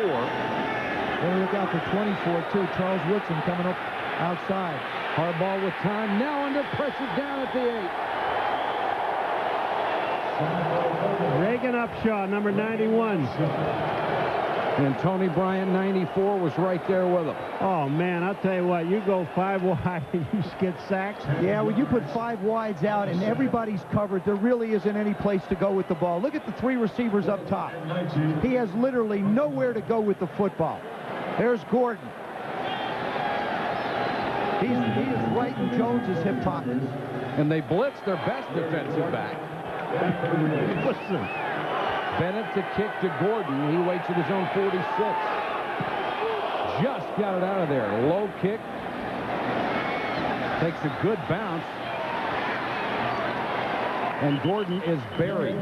With the roll, it was a 43-yard punt. The return lost 2. The Raiders have it again. They've already scored 4 times, all field goals.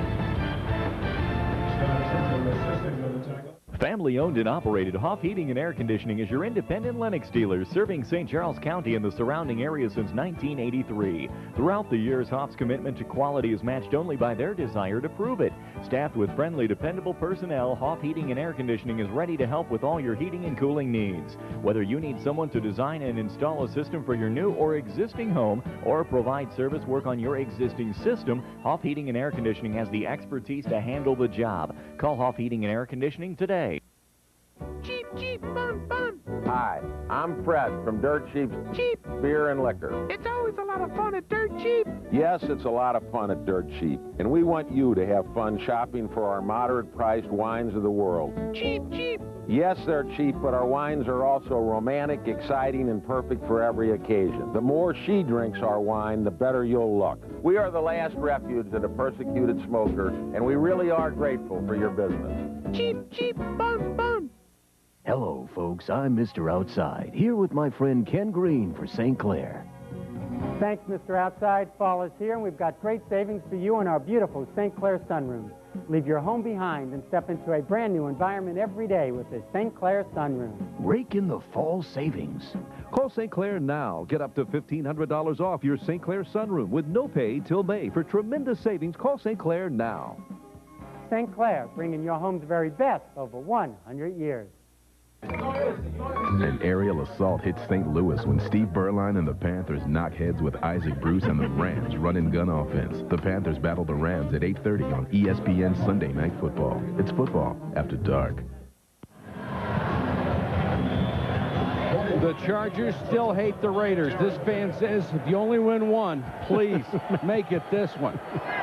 The Chargers have only 31 yards in offense. They've lost 69 yards in penalties. Raiders from their own 45. Gannon finally some pressure.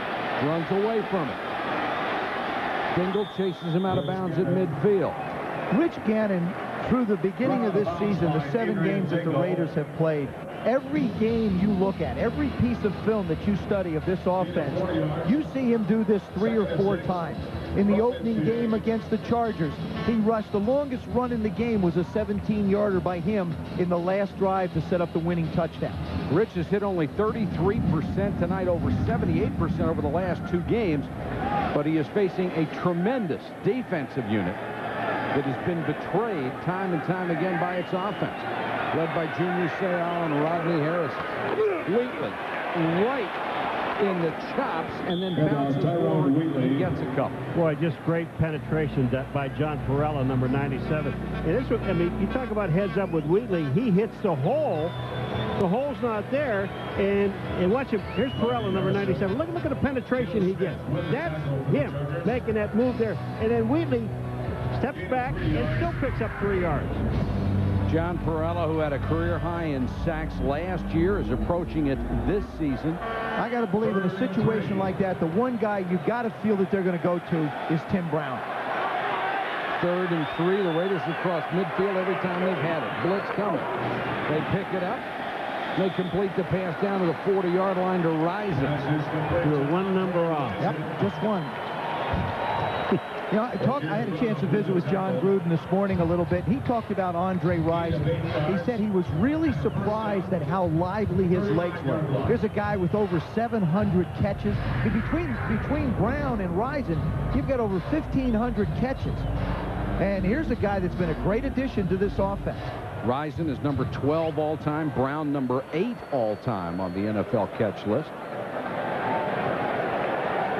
First down at the 40. Clock running, 2:32 to go in the half. Kaufman, nowhere to go. Nice play by Darrell Lewis, who came up from the secondary, helped string it out. Sometimes a guy like Junior Seau doesn't make the tackle, but he allows his teammates to make a play. Watch Junior come in here. He's going to blow this whole thing up. He comes blitzing in. Wisniewski can't get him. But just the fact that he made Kaufman go a little bit deeper in the backfield allows a lot of the DBs to come up and make a play. Darrell Lewis getting the job done. Lewis, a free agent pickup a year ago.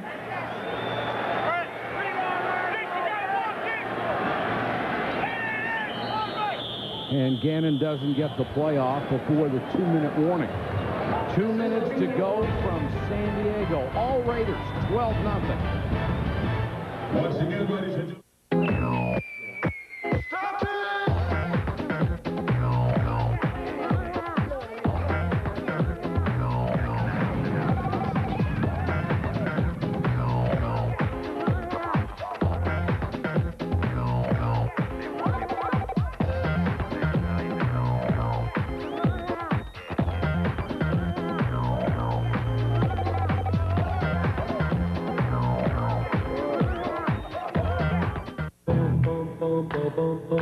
There are those moments in life when absolutely nothing weighs you down.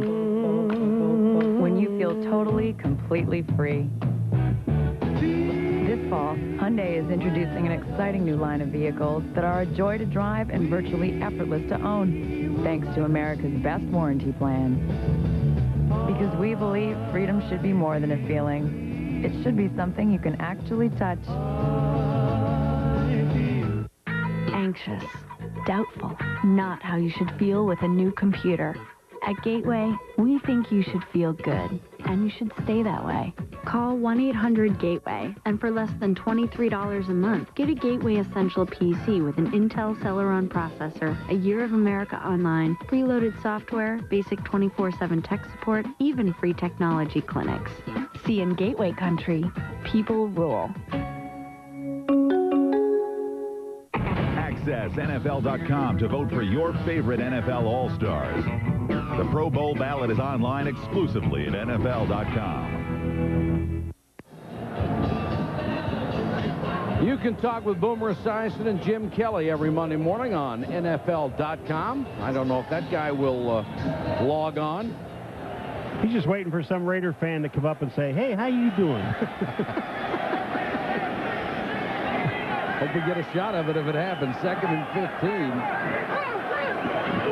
Blitz coming again. Great blocking. And that one is stuffed by Neil Smith. Pass is batted down, incomplete. That's a wily veteran. Boy, he can see this coming, and he's really upset with himself that he didn't intercept it. Neil Smith missed most of training camp, joined the team in September, and really just now is starting to play. You see him just back off the blocker, and Kaufman's upset, Smith is upset on every play.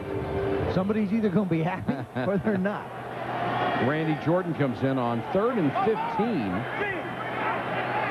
San Diego's defense trying to hold it again. Gannon, pressured, steps up and launches it. Tim Brown out of the end zone. Double coverage. You know, I think Gannon did the smart thing. He looked when he got to the line of scrimmage, and he realized, Joe, he had to pick up 14 yards. And looking in the middle of that field, there was no way that he was going to get it running the ball. So he just unloaded the ball.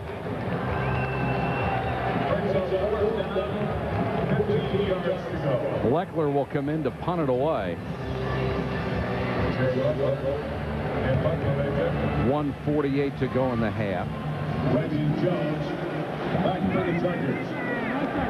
Reggie Jones waits at the 10. Chargers try to put some pressure on, and Leckler hangs it high, but far too deep. ESPN Sunday Night Football is brought to you by Charles Schwab, a proud sponsor of ESPN and ABC Primetime Football. By Dell, providing the infrastructure to power your e-business. By Adidas. And by Nortel Networks. We're building the new high-performance Internet. It's the bridge going from San Diego to Coronado.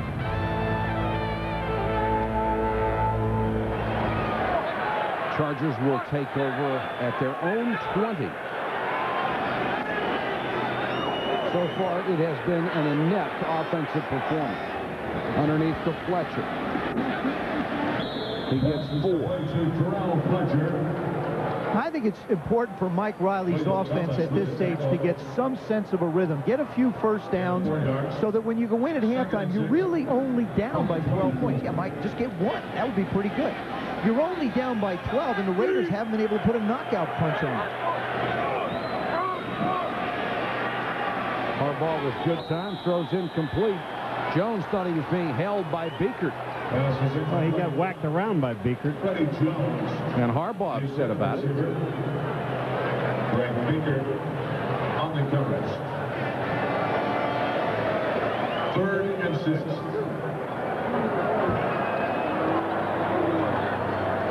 Coming up at the half, Chris Berman, the Toyota Halftime Show, our SportsCenter in-game segment. The fastest 3 minutes in television, and the Bills come back for a big win against the Jets. 3rd and 6.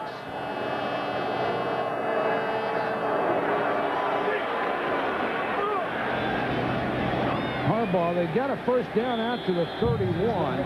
His tight end, Freddie Jones. Only time they have converted a 3rd down tonight. Now you're in a 2-minute mode. You know, either get them to the line of scrimmage in a hurry or call timeout. You got 3 timeouts. They're not even using any of them. Here comes the blitz. Harbaugh throws to the sideline. Jones, Woodson, great job of holding him up and not letting him out of bounds, and they'll use their first timeout. Now, you managed to run 1 play in about 25 seconds. This is the first time your offense has shown any sense of life, and I think using the clock effectively would be important, and I don't think they're doing it. On after the last play, when Freddie Jones got the ball, Harbaugh looked to the bench, and they're the ones who are going to tell him to call timeout. He looked over there, and they didn't say anything. I totally disagree with the bench managing a 2-minute drill, especially when you have a veteran like Jim Harbaugh. It's got to be on the quarterback, if it's Ryan Relief or Moses, then you have to let the bench help him. These numbers pitiful: 8 yards rushing, 41 passing. The defense has to be so frustrated for the Chargers. They play so hard. And they've got it. Now the Chargers offensively have got to hit a 15, 20-yard pass play in the middle of the field and then immediately call a timeout so you have about 30 seconds to go to work with some yardage. It's unusual the defense is actually on the sideline for a while. Never had a chance to sit down.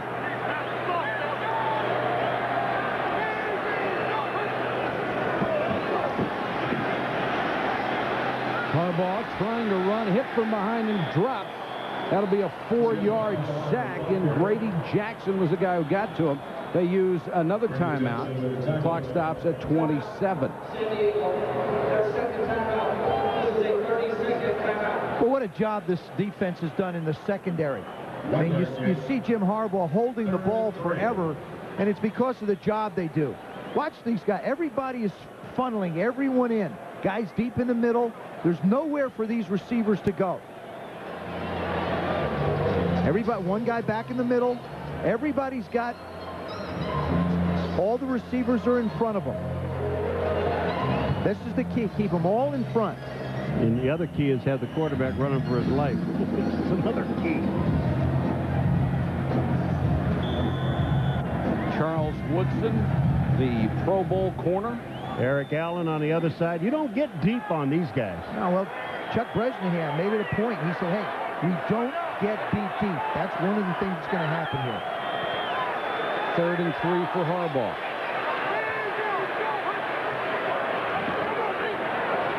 Good protection. Throws, and if it's a catch, and it is to Curtis Conway, it will be a first down. Clock running. And they use a timeout with 17 seconds to go.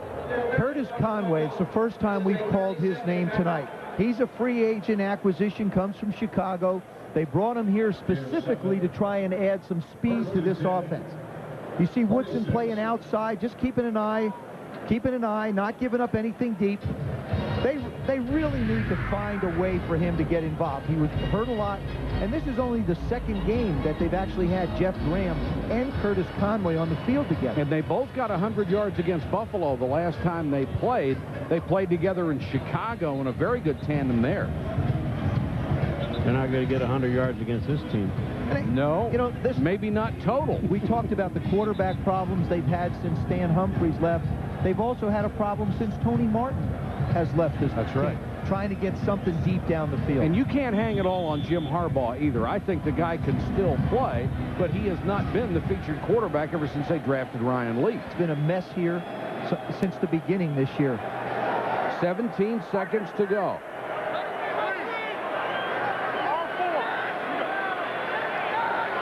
Got to throw something toward the sideline here.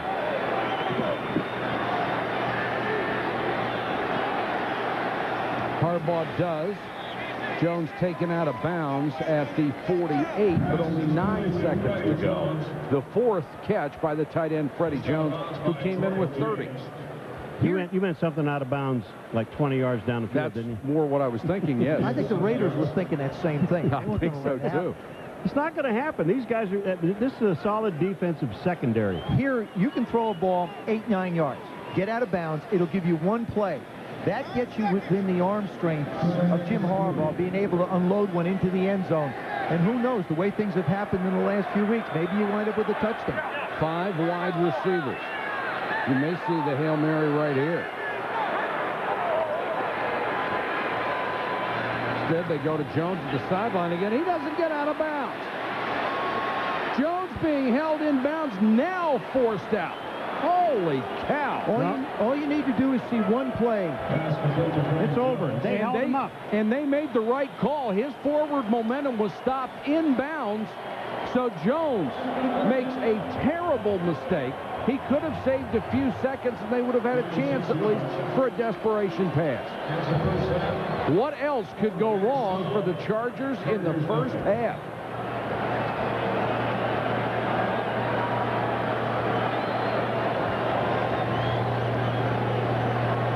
And the only people cheering are Raider fans. That's the end of the first half. 12-0 Raiders. Let's join Chris Berman for the Sports Center in-game, the Toyota halftime show. Hi, Michael. Thank you very much. So the Chargers are hoping Halloween, the new old uniforms would change their persona, but the Raiders say nothing doing thus far as they're pitching the shutout at halftime. Well, speaking of shutout, there was just one team left after St. Louis lost last week that still had the goose egg in the loss column. The surprising, very quietly under the radar screen, 7-0 Minnesota Vikings. Could they make it through October undefeated? Get to the halfway part of the season for them undefeated? They had a tough task, a place where they lost their only game 2 years ago the new sombrero, and the very hungry Tampa Bay Buccaneers, who had fallen to 3-4. But on this day, everything clicking for Tampa Bay. Sean King threw 4 TD passes. Look at Keyshawn Johnson. Yes, he's in the end zone. Dante Culpepper to Randy Moss. You know you're going to have a highlight like this every time you look. One-handed grab, it's great. But in the end, too much King and too much defense. Derek Brooks, the Pro Bowl linebacker, picks it off, and it could go all the way. 34 yards. Vikings get their first loss, 41-13. The Bucs. Rams trying to start a new winning streak. But Jeff Garcia to Terrell Owens a couple of times. Look at him motor. You have to have one of these every week. 53 yards. Niners lead at the stick, 17-14. Trent Green starting for the injured Kurt Warner. Marshall Faulk. Trent Green to Marshall Faulk. Marshall had 4 TDs, got 14 on the year. 34-24, the Rams win at San Francisco. Jeff Ogden, after Miami still hung over for Monday night, spotted the Pack a big early lead. 81-yard punt return. Miami comes roaring back in the second half to beat the Packers 28-20. Tale of two halves at Indy. Peyton Manning to Ken Dilger. Colts lead the Lions 23-0 in a battle of 5 with 2 teams early. Lions come back, make it 23-18. But Edgerrin James, 100-yard day for him. Touchdown, 30-18 Colts. They're 6-2. Jags at Cowboys. Troy Aikman left the game. Back spasms first quarter. Brandon Cunningham in. Ties the game with a minute to go on the sneak. But against Jacksonville, they lose the toss. Mark Brunell there. Theodore, Simon, Elvis win it. Touchdown. 23-17. Jags win. And overtime snap their 5-game losing streak. Giants have beat the Eagles 7 straight. Kerry Collins to well-dressed Amani Toomer. Make it 8 straight. 24-7. G-Men. Chiefs at the Seahawks. After they beat the Rams last week, and Elvis Scoreback continue. Derek Alexander, along with Tony Gonzalez, had 100-yard days. Chiefs, 24-19 over Seattle. Almost 400 for Gerback. Panthers and Falcons. The only team the Falcons can beat is the Panthers. They did it. They snapped the 5-game losing streak. Their last win was against Carolina. They win it today, 13-12. Jamal Anderson, that was a 2-yard carry. Jake Plummer of Arizona, picked off by Keith Mitchell. The New Orleans Saints have won 4 straight. They win in Arizona, 21-10. The Swami predicted Steelers-Ravens 5-2 Pittsburgh. Weren't off by much. Here's the only touchdown of the game. You know Baltimore didn't have it. Cordell Stewart to Hines Ward. Steelers win 9-6. 5 straight games without a TD Ravens. 4 straight games without allowing a TD Pittsburgh. Bengals, Brown. Corey Dillon. Touchdown. Could he get 278 this week? Didn't need it.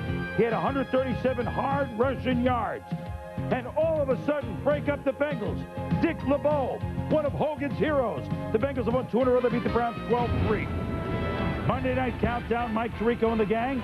What a big Monday night game they're going to preview. 7:30 Eastern time Monday night. If they get you set for the Titans at the Redskins. Everybody looking at Washington. 8 days from now, we'll be in the White House. Tomorrow, we'll win the football game. This halftime show is presented by Toyota. More choices, better selection. Experience Toyota today. We didn't forget the Jets and Bills. A big battle in the AFC East. Our game of the day coming up in a moment.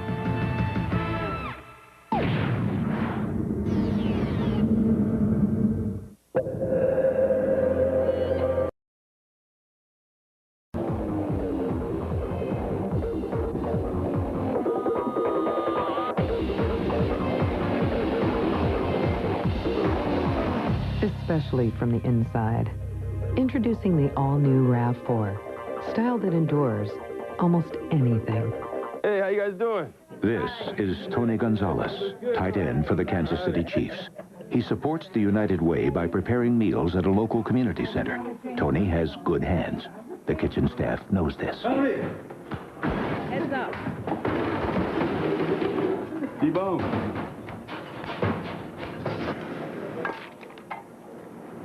Sorry. Tony Gonzalez. On the football field, he has good hands.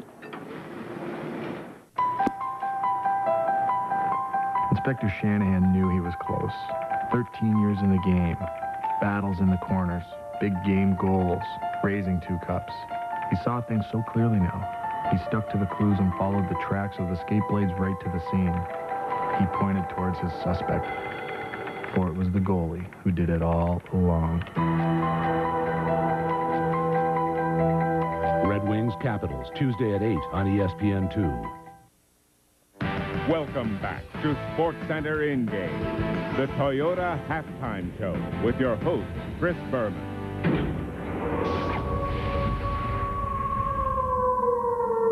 Welcome back to halftime. Bobby Boris Pickett here singing the Monster Mash. Raiders lead at 12-0 in San Diego at the half. I think the Chargers need this guy to spice up the offense a little bit. Don't you think? That was 22 Keith Lincoln. Well, comeback Monday night by the Jets, one of the most amazing anyone's ever seen. The Jets were at Buffalo, the house where the biggest comeback in pro football ever happened, that 92 wildcard game between the Bills and the Oilers. Vinny Testaverde, a backup quarterback for Miami when Doug Flutie threw his Hail Mary as BC won in the Orange Bowl. Geez, you think we were set for some late-game magic here? I think so. In first place, New York Football Jets. Trying to keep that roll of the fourth quarter and overtime on Monday night against the Dolphins, but no. After a pretty good start, Vinny Testaverde picked up by Henry Jones, 45-yard touchdown. Second quarter, Vinny picked twice and fumbled once as the Bills lead 14-7 against Al Groh's Jets. But what the Jets are behind late, who cares? Testaverde, Dwayne Crabett, tied at 17 late third quarter. Fourth quarter, Doug Flutie, his turn to try to lead the Bills. His first home start this year. To Eric Moulds, down to the 1-yard line, but a penalty puts it back. They only get a field goal, 20-17. Later in the fourth quarter, under 3 minutes to go. 3rd and 1, the Jets gamble. So many times they've gambled this year, and it's paid off, but Sam Coward smells the screen, gets Richie Anderson right there, so Hall has to kick a field goal. We're tied at 20, the Bills have time. Minute and a half to go. Flutie, hard count, draws the defense offside, completes it to Peerless Price anyway. Next play, Doug Flutie to Shammy Morris, a juggling catch, and Steve Christie with seconds to go for a 34-yard field goal. The Bills circle the wagons. It's good. Wade Phillips' Bills finally win a close game, and the Jets finally lose a close game, 23-20. So, Colts, Dolphins, Jets now all tied atop the AFC East with the Bills 2 games back. Could 4 teams make it from the division? Possibly. Golf, Tiger Woods playing at Disney. Par 3 6 hole. Why do we show this? His first bogey in 110 holes. He's obviously losing it. He finishes minus 23. But it was Duffy Waldorf, dressed perfectly for a golf event at Disney. The best finishing round this year of any winner, 62, as Duffy Waldorf wins over $500,000 and puts Tiger Woods to 13th place with second. At the National Car Rental Classic, Dan Patrick, Linda Cohn on SportsCenter following our game. The Powder Blues are the best uniforms ever in professional sports. But the Rays have the upper hand in this game, 12-0. Sunday NFL Countdown, every week at 11 a.m. on ESPN. On back, that's good. Watch the truck there. Thanks to its 32-valve I-Force V8 and single-piece frame rails with 9 cross members, the Toyota Tundra can carry up to 2,000 pounds of whatever. Okay, she's loaded. Good. Now let's go back and build me some girlfriends. The Toyota Tundra. Better from the ground up. Step on it, Bob. Just because you're single doesn't mean I have to be.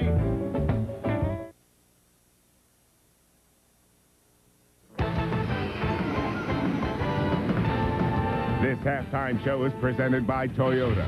More choices, better selection. Experience Toyota today.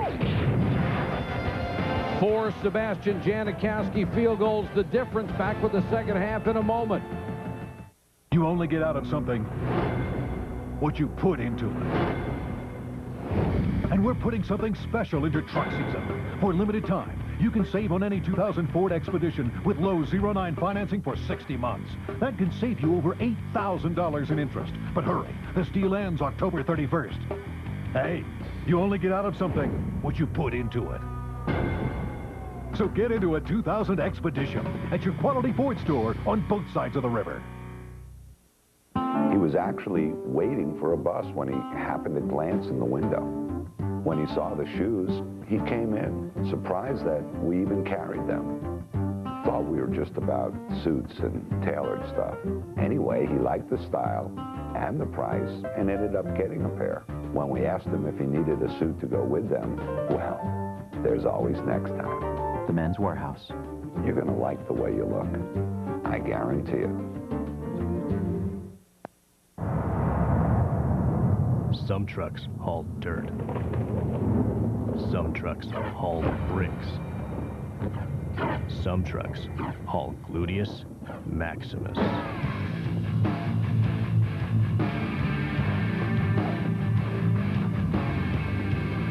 The new 210 horsepower, supercharged Nissan Frontier.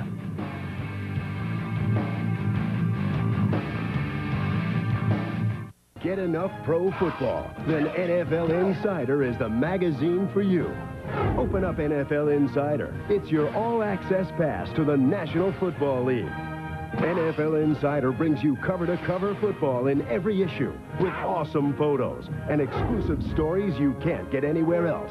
It's pure football, all season long. The NFL Insider. Pick up your copy at newsstands now. The autumn wind is a pirate.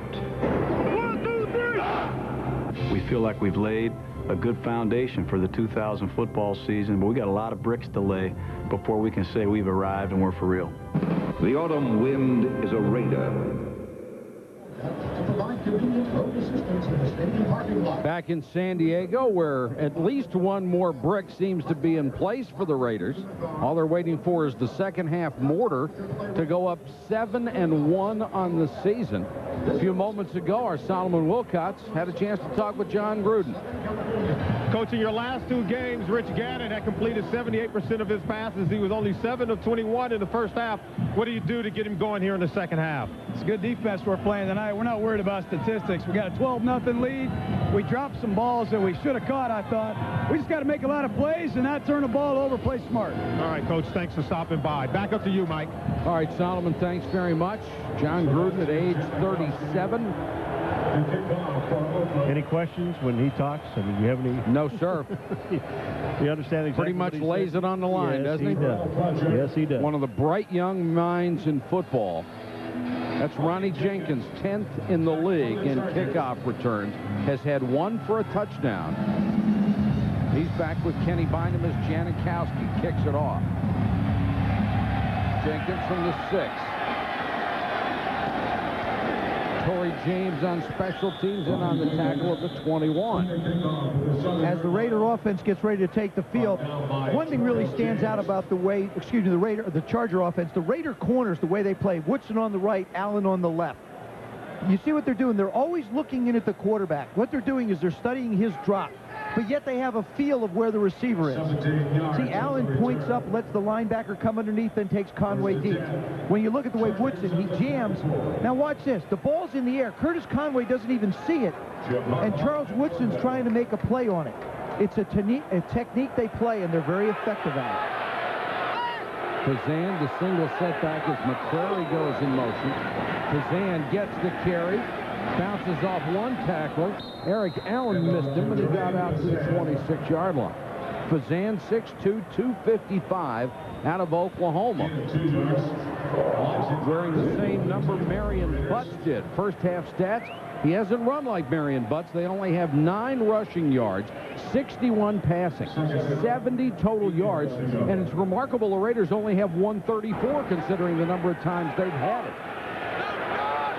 Also 9 penalties for San Diego, the most for any team in the first half this season in the NFL. This one is for Freddie Jones, incomplete. He was covered by Elijah Alexander. I thought the interesting thing about those stats were they had 9 yards rushing and 9 penalties. Al Davis has really taken a step back. I mean, he's at practice on Wednesdays and Thursdays. He's there. But here's a guy who preached a vertical style of offense. Now what he has a horizontal offense. But the bottom line is what you'll always hear they'll talk about the Raiders. Just win, baby. And that's what this guy's doing for him, just winning. Now, he would like to get some more vertical into the offense, but right now he's very happy with the results. 3rd and 8 for Jim Harbaugh. Tough finding anybody goes to Jones. The tight end has a first down out to the 36-yard line. Well, Oakland shouldn't have a problem because Harbaugh's going to wait until Freddie Jones gets open. And Freddie Jones, as you know, coming into this game, is the leading receiver on the Chargers. He's a tight end. Here comes Jones. Now, Pope forces him to the inside. Look at how long this pattern takes to develop. But Harbaugh had enough time to throw the ball.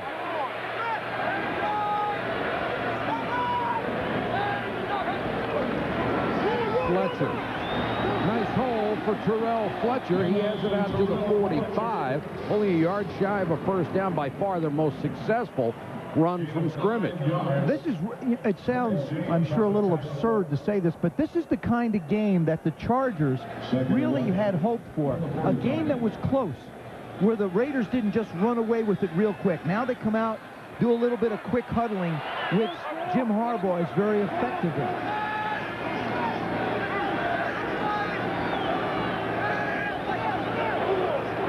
Fletcher again as they just try to pick up the first down, and he will lean forward to get it to the 47-yard line.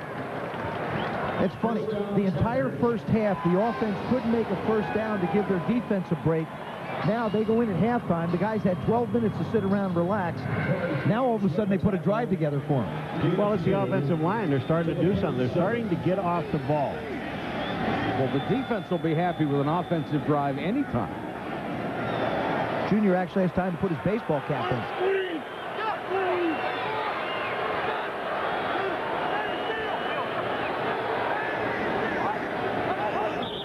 Raiders jump. Let's see if they were drawn. Harbaugh, the veteran, very good with that hard count. Encroachment. Defense, number 99. 5-yard penalty. Still first down. Josh Taves. Lance Johnstone, we understand, number 51, is an excellent outside pass rusher, has a pulled groin and will not play. So Taves is in there in his place. You get a feeling. See the way Woodson's inside out, Allen's inside out. Everybody's sort of looking at the quarterback. Fletcher stays in there as the running back. Nice use of a blocker, cuts it back outside. And this is the best-looking drive the Chargers have had all night long. Well, what he did is he froze William Thomas, number 59. And this really is a nice run by Fletcher because he's got the linebacker to his inside. William Thomas, watch him freeze him. Here he is right there. He freezes him right here, and then he gets back outside, uses his blocker to pick up the first down. Here it is again. Boom. I freeze you here, you stay there, and I get back to the outside. That's nice.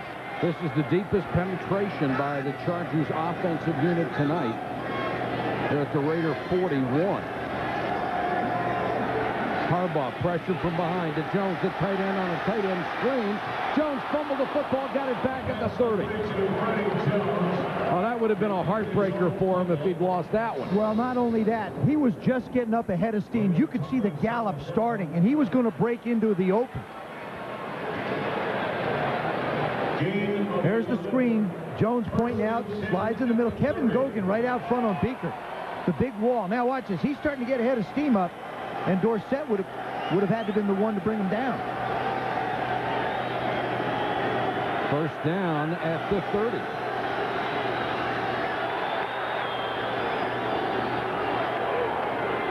Harbaugh got room to run, throws instead, and it's Graham inside the 20. It's another first down. The offense for San Diego has come alive. It's amazing. You play an entire 30 minutes of football while they only had the ball just a short period of time, 10 of it. But then all of a sudden you come out and a couple things click for you. You can run the ball a little bit. You can pass the ball a little bit. And here's Harbaugh. Watch this throw. On the run, just a perfect throw. Jeff Graham there picks up another first down. Graham, excellent hands. He's a big target.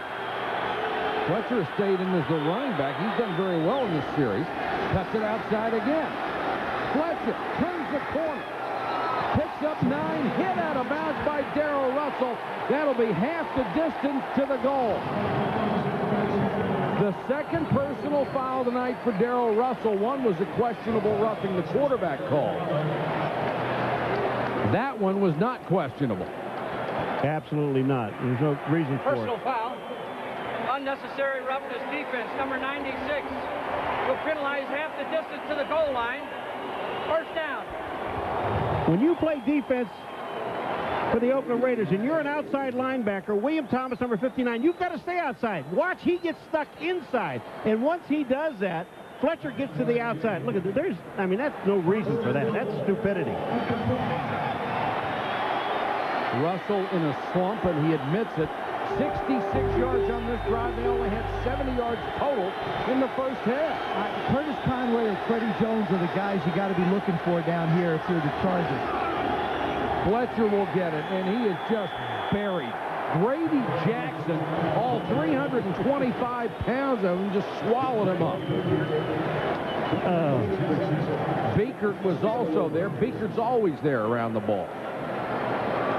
One of the most unheralded players in the NFL. No, there isn't much prettier play in defenses when you see a defensive lineman, 300 and whatever, just take the offensive lineman all the way back to the runner for a loss. Just swallow him up. Second and goal.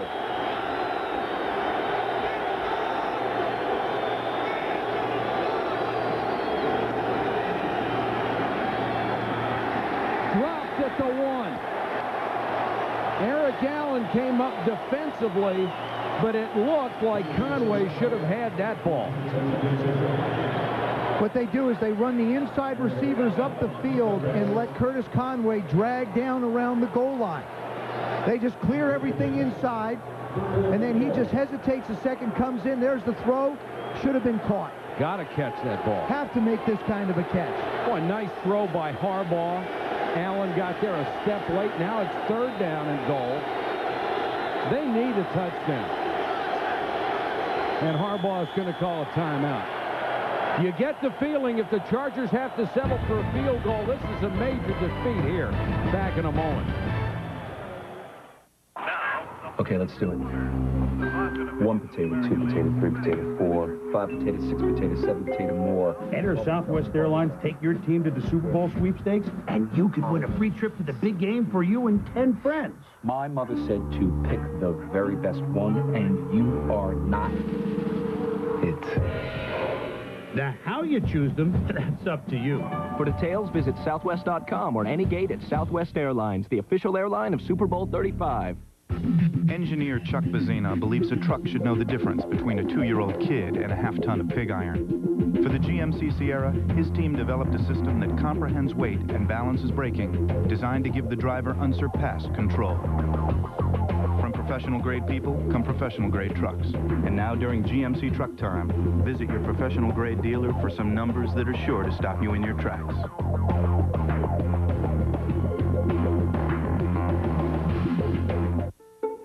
Where do you find inspiration? What if the things you do every day could be done with tools so instinctive, using them would be like riding a bike? If technology became your silent partner, imagine what you could imagine. We believe it's time to move beyond information technology to inspiration technology. Welcome to the new IT from Compaq. This telecast is copyrighted by the NFL for the private use of our audience. Any other use of the telecast or any pictures, descriptions, or accounts of the game without the NFL's consent is prohibited. Chargers down 12-0, but driving. What play do you like here, guys? Third and goal. Paulie? Well, I'm going to take whoever's on Eric Allen on the top. Now, if it's Conway or Graham, whichever guy is out there, that's where they're going. Well, I like Freddie Jones. I like this one right here.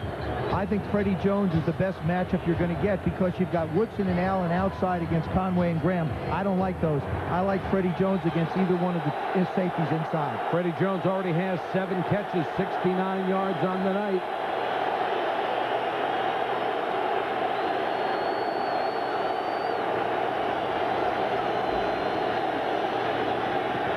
Harbaugh, Jones, tight end screen, touchdown.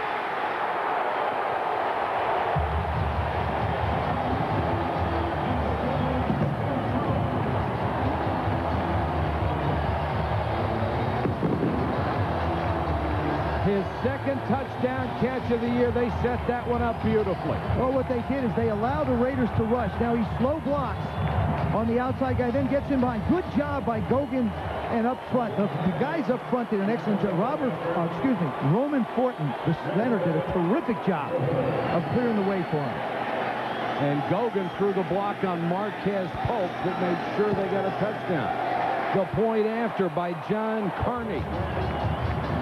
They have cut the lead to 5 with their first score of the ball game. 8:51 to go. The Chargers back in it, courtesy of Harbaugh and Freddie Jones.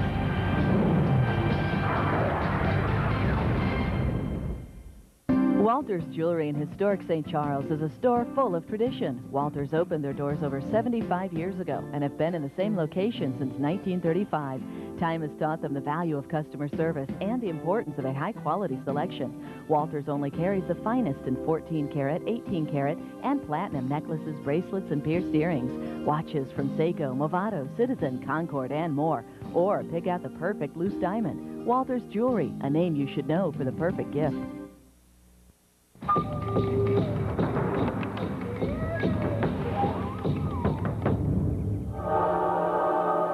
in heaven. I'm in heaven. In my Owning a Jeep Cherokee means more than just freedom. It means you're part of something bigger. Get Cherokee Sport with a $1,000 cash allowance, financing as low as 0.9%, and these features at no extra charge.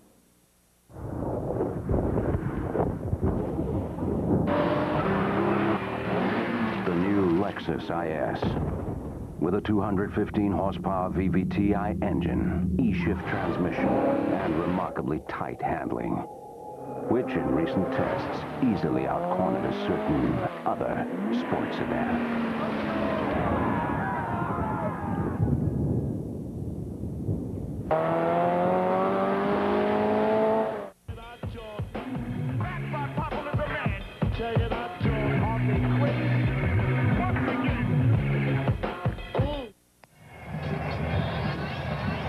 After what they did in the first half, it's almost unimaginable the Chargers would have gone 76 yards in 12 plays and taken 6:09 off the clock for the touchdown. But they did, and they're back in it at 12-7. They gained only 70 yards in the entire first half in total offense. They beat it on that drive. Done. Near the 30.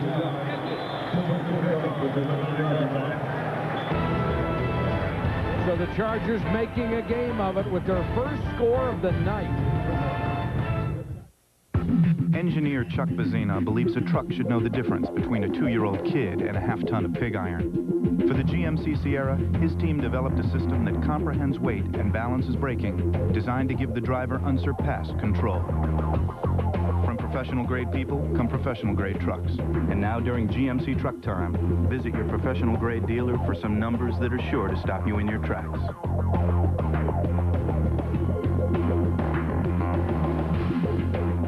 E-Business Solutions. Judging from the number of e-businesses going out of business, most haven't solved anything.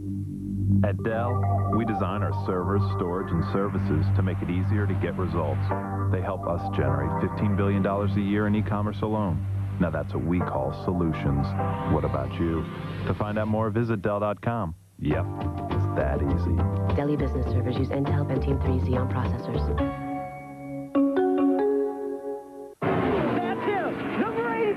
The duty of a true race fan is to help his driver. He can't eat out there. Basically, I eat for him. Oh, yeah! Lap 73, my driver wants ribs. Lap 110, something lighter. Lap 162, time for Rolaids. Extra strength. New extra strength Rolaids with even more acid neutralizing power to wipe out heartburn fast. This is for us, man. New extra strength Rolaids. R-O-L-A-I-D-S. Spells relief. 63 yards. 406. Why ain't Tibble? ESPN's 2-Minute Drill, Mondays and Thursdays at 7. These overhead shots provided by the Yahoo Sports Aerial Cam high above San Diego. Got a break tonight. The weather is excellent. It's been raining here for 3 days. Just in the evenings. How big would a 3-and-out be for the Chargers defense? Huge. Wheatley hitting the backfield. Perella was there, so strong as the defensive tackle, and got help from Seau, the last man up from the bottom of the pile. I'll tell you, Perella and Seau just jammed up the middle of this offense. I mean, there was just no place to go. 55 and 97. Here they come. Look at Junior Seau just driving people in the back, and Jamal Williams, 76, he was also in the middle. And this is always a spot where the magic of Rich Gannon can throw a damper on something a defense is doing. 2nd and 12. Gannon to throw. Excellent protection again. Still can't find anybody. Now pulls it down. Seau stumbling. Couldn't get to him. And Junior really upset that he didn't make the big play there. Is he fun to watch or what? Both of them, Gannon and Seau. Well, that's sort of the magic of Rich Gannon.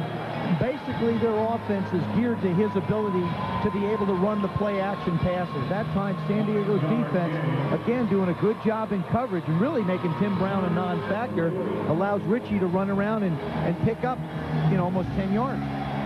Gannon on the ground tonight, 5 carries, 29 yards. He is the game's leading rusher in this defensive struggle. 3rd and 3, Tim Brown with only 1 catch tonight, a mere 6 yards.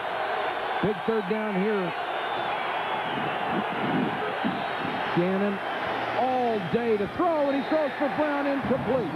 Threw it behind him, I think, because Orlando Ruff was standing right in front of him. Orlando Ruff did an excellent job. Tim Brown lets everybody clear out, and he goes up just to where the 1st down marker is, but Ruff doesn't allow him an opportunity to have a throwing lane. Tim Brown tries to stop. Watch this. Now, see Ruff just slide 56?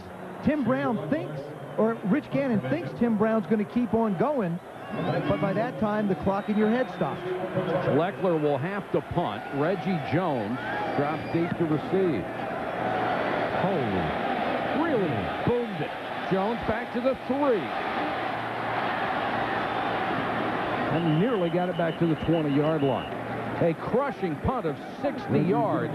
A return of 17. Junior and company down by only 5.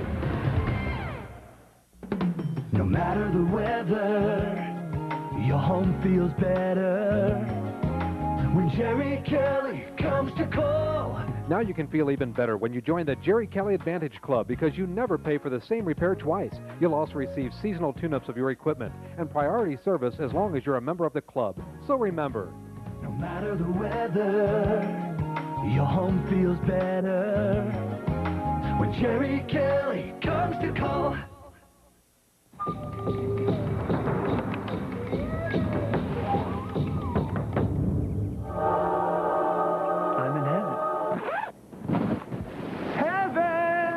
I'm in heaven, and my... Owning a Jeep Cherokee means more than just freedom. It means you're part of something bigger. Get Cherokee Sport with a $1,000 cash allowance, financing as low as 0.9%, and these features at no extra charge. Zeiser Kia now has its own location between Highway 94 and Zumbel on Highway 70 South Service Road, and we're celebrating with our inventory clearance sale. Save on the new Rio, 0 down, just $145.99 per month. 2000 Sportage, 0 down, just $217.05 per month. 2000 Sophia, 0 down and just $164.01 per month. And the 2000 Spectra, 0 down, just $197.84 per month. Plus, all these great deals come with Kia's long-haul warranty featuring 10-year, 100,000-mile powertrain protection. Come see us at Zeiser Kia. The former NFL star was charged with possession of crack cocaine. I was set up like a mother. Lawrence Taylor, Sports Century, the top 50 and beyond. Tomorrow at 8, only on ESPN Classic. 6:56 to go. 3rd quarter of play from San Diego. Mike Patrick, Paul McGuire, Joe Theismann, Solomon Wilcots, our entire ESPN crew with you. And we have a good one after a 12-0 halftime score. The Chargers have cut it to 12-7. Fletcher stays in as the running back. Had a good series last time.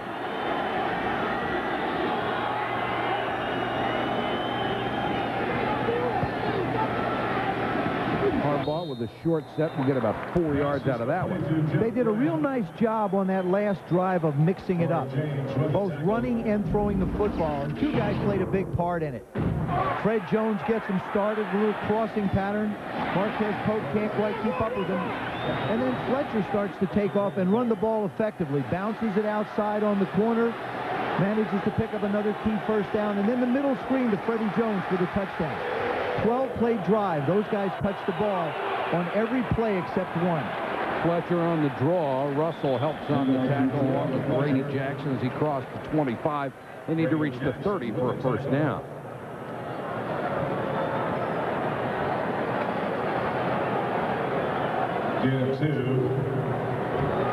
Mike Riley with a background in college, both offensively and defensively. Wanted to go to Alabama as a quarterback. He was, he said, for about 5 minutes. And then he and 3 other quarterbacks became defensive backs under Bear Bryant. 3rd and 4 for Harbaugh. Blitz coming. Incomplete as they tried to get it to the sticks to Freddie Jones. Excellent coverage by William Thomas, who is one of the best pass coverage linebackers in the last 20 years in pro football. William Thomas, number 59. I said he got caught inside on a couple of runs, but watch him when he's covering. He's covering the tight end, Freddie Jones. Look at this coverage here. He gets his hand in, knocks the ball away.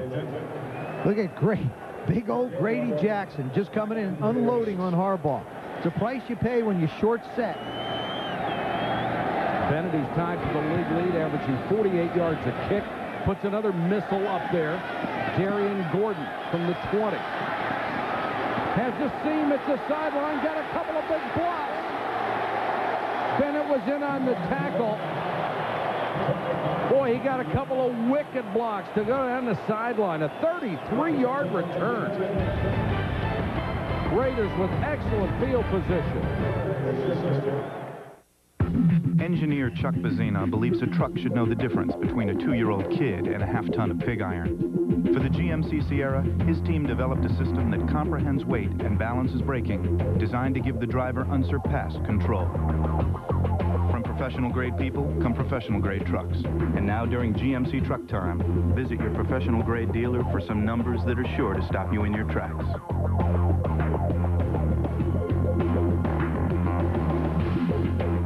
Mark, why is Grandma eating off the ironing board? Why not? This is a kitchen table, not a desk. It's both now, and Dad's got a schedule for that. Dinner's at 11-ish. Mark, you go work in your room. There's no desk up there, and I can't stay awake. I just get in bed, it's like, out. Would you like a room with a nice big workspace? Great. What's this look like? A Holiday Inn? Hey, Grandma. Want a room with room to work? Holiday Inn gives you more, and more is better. I'm gonna get a baseball card. I'm gonna get slow. Why are you spending your allowance? Well, I plan to build a portfolio that's broadly diversified in America's greatest companies, with a small portion aggressively seeking out higher returns.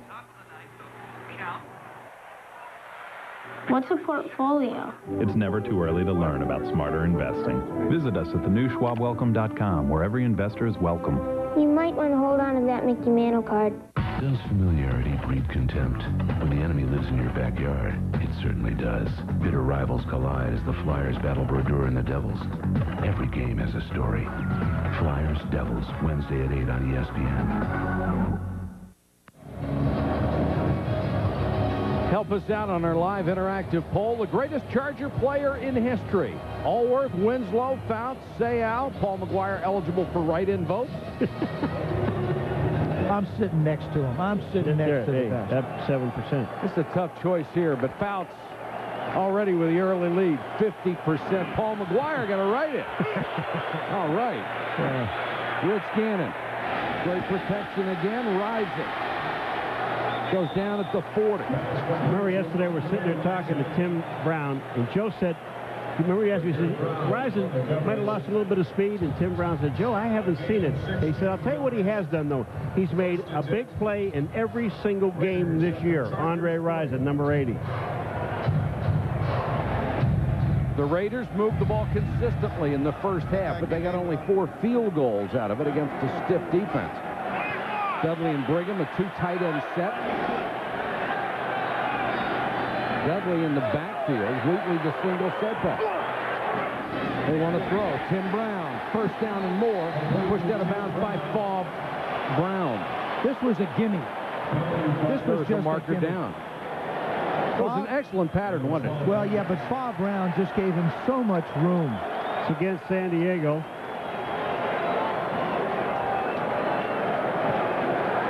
Personal foul. Unnecessary roughness.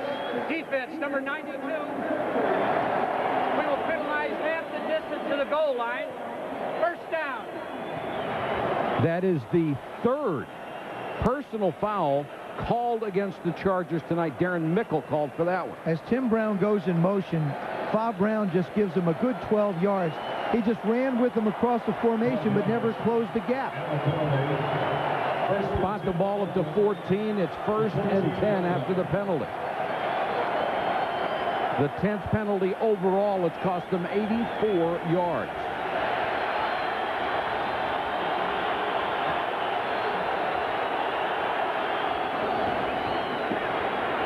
Gannon, screen to Wheatley. Perella, great play. John Perella wasn't fooled for a second. No, John Perella just read the screen on Tyrone Wheatley and just got there and made the play. As soon as he caught the ball, that's a loss. John Perella, look at him smiling. You know, I love when defensive players make a great play and they smile. We're seeing a lot of that this year. But watch John Perella fighting Wisniewski to the outside, and then he makes the play on Wheatley. You're not going anywhere. Guess who else was there? Sayal. Pretty tough to run screens when they don't get any pass rush.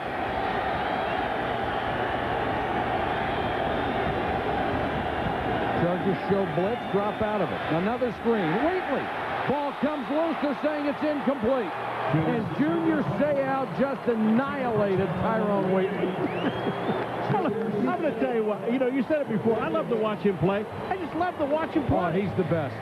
He's so much fun. He plays with incredible passion. Oh, and he reads this. Look, he's breaking for Tyrone Wheatley long before Rich Gannon ever lets the ball go. And he just gives that arm pump. It's funny, talking to Greg Beaker, the middle linebacker, the Raiders, he said he loves to watch Junior play. Sure.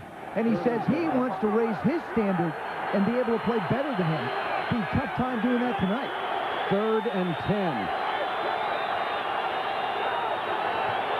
Comes the blitz. Gannon in trouble. They sacked him back at the 25. Darren Mickle. Mike Riley with cause to celebrate. Well, there was total confusion by San Diego. They didn't know whether they had enough guys on the field. The guys were running around and pointing everywhere, and Gannon gets the playoff. But watch Mickle from the backside, number 92. He just outruns. His coverage is downfield. There's no place to throw the football. Ricky Dudley has no place to go as Rodney Harrison fills the inside as well as Dumas. This will be a 42-yard field goal. Janikowski has already hit on 4 for 4. And his early season misses were behind him until that one. He had missed more than any other field goal kicker in the NFL. He had been perfect tonight, 4 for 4, but he missed that. The lead stays at 5.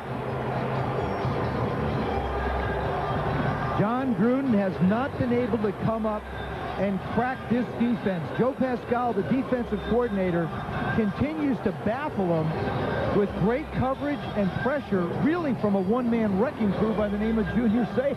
Well, you remember what Gruden told us yesterday when he came in the room? He said, what about 0-7 Chargers? He said, just remember, way back in the first game, it took us 60 minutes to beat these guys 9-6.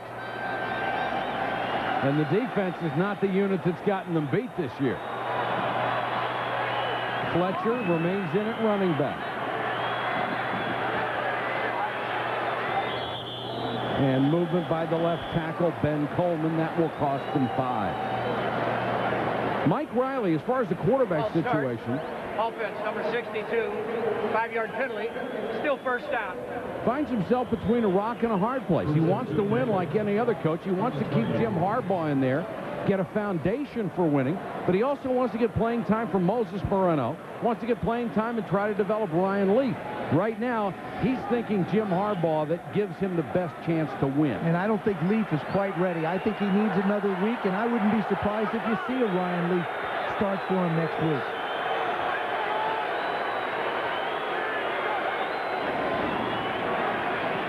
Good protection for Harbaugh. Beautiful catch by Reggie Jones. A leaping grab for 23. It looked like Reggie Jones jumped too soon. He did. He caught the ball coming down. He's coming across the court, he jumps, and then he comes down and catches it. We saw the room that Brown gave Brown before. Look at how Eric Allen, he's keeping an eye on the quarterback. Now he glances at the receiver, and then Reggie Jones hangs in the air to make the play. Got good hang time, doesn't he? He really did. Jordan-esque. In the Raider territory again, Harbaugh. The tight end, Jones, got a good block, out of bounds. They're at the Raider 37. ESPN Sunday Night Football is brought to you by Compact, by Daytech Online, the online broker that's built to trade, by GMC, from professional-grade people come professional-grade trucks, by Holiday Inn, who gives you more, and more is better, and by Rolaids. R-O-L-A-I-D-S spells relief. What a difference between two halves. They were asleep in the first half. They have come alive here in the third quarter. Jaycox is the man in motion. He's the H-back. Fletcher, they try the end around, and Terrell Fletcher made a great decision in the arms of Darrell Russell not to try to hand that ball off, because that's a disaster waiting to happen. Well, you're looking at Ben Coleman, number 62, is the tackle. He's the guy that's got to make the cutoff block. Now watch this. He can't get to Russell. Russell gets there. Boy, you're right. That is a great decision by Fletcher. Watch this. He knows he can't get the ball out there, but Russell grabs his arms. There was no way he was going to get out anyway. Trevor Gaylor, the rookie wide receiver, number 82, comes in on 2nd and 17.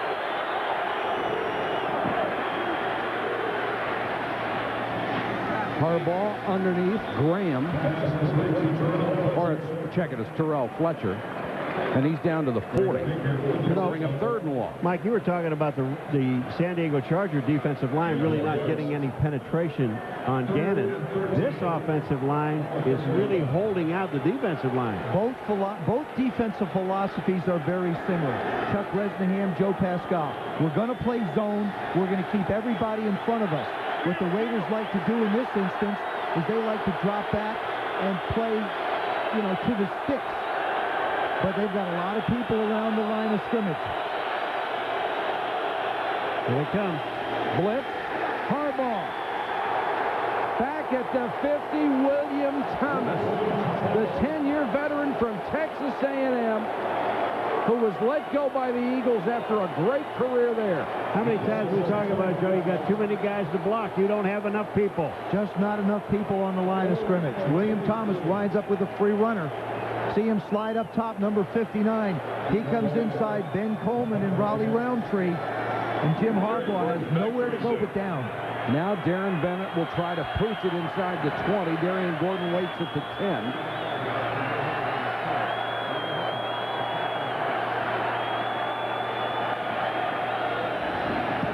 Field position is going to be critical here. Gordon signals fair catch, makes it at the 11.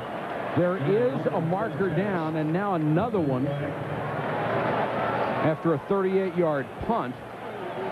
Dick Hantak will check it out. Double zeros on the clock, so the quarter will be over. And the Chargers indicating it's against the Raiders.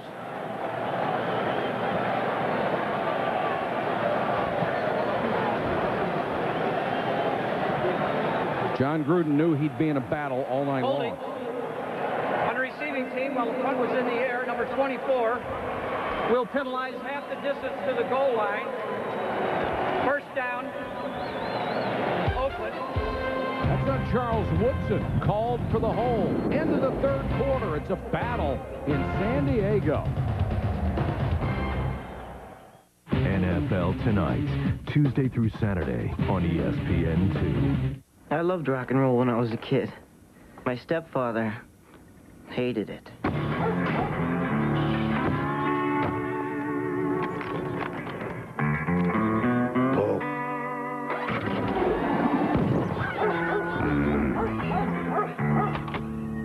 With Lyco's music, I could check out what's hot in the charts. Hey, Dad, should I buy this one? Whatever you're into, dig into it deeper on Lycos. Hey, Mr. Toolbelt, why don't you change your oil every 3,000 miles? And remember, women know when you lie. Look, missing an oil change is like giving a woman a vacuum cleaner for her birthday. You know better. Come on, consider the risk. This is reformulated Quaker State. Protection beyond 3,000 miles under any driving conditions. Can you say insurance? Because I could say I told you so. Reformulated Quaker State. It's been tested. It works. What more do you need to know? Johnson, execute these orders to be split. Strangely, many online brokers still route most of their orders the long way, through trading desks, market makers, or other middlemen.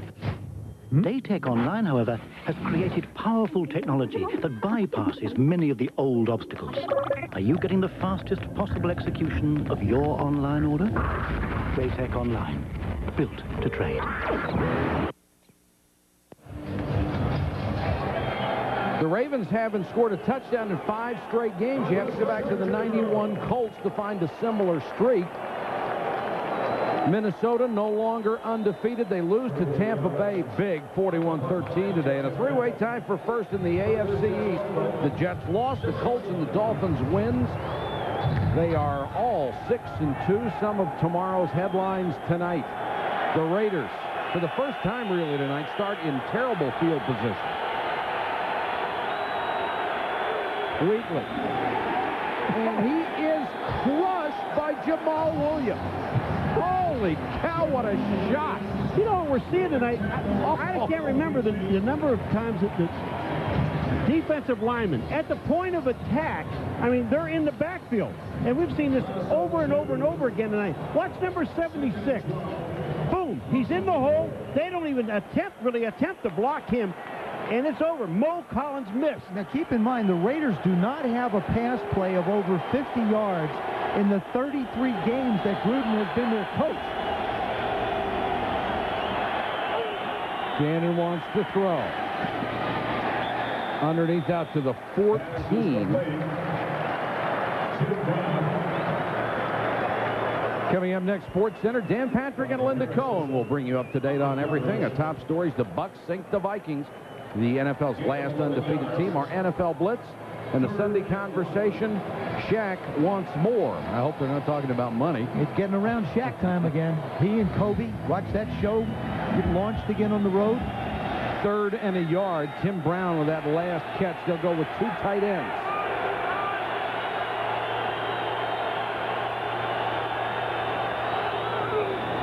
Gannon didn't have a chance. A great play by Darren Mickle.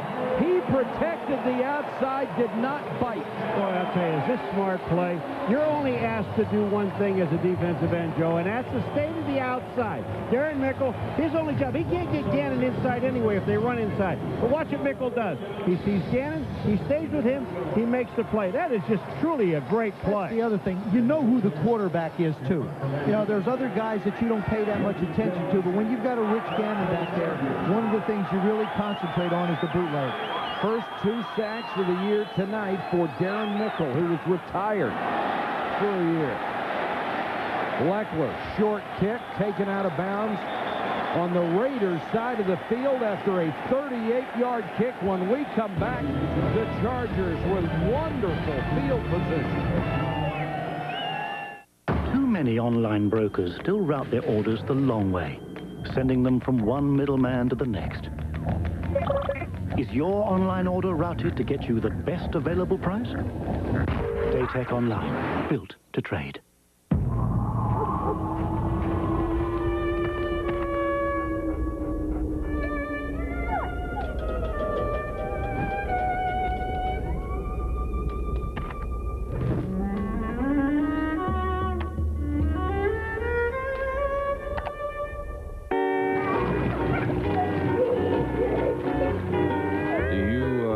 Yahoo?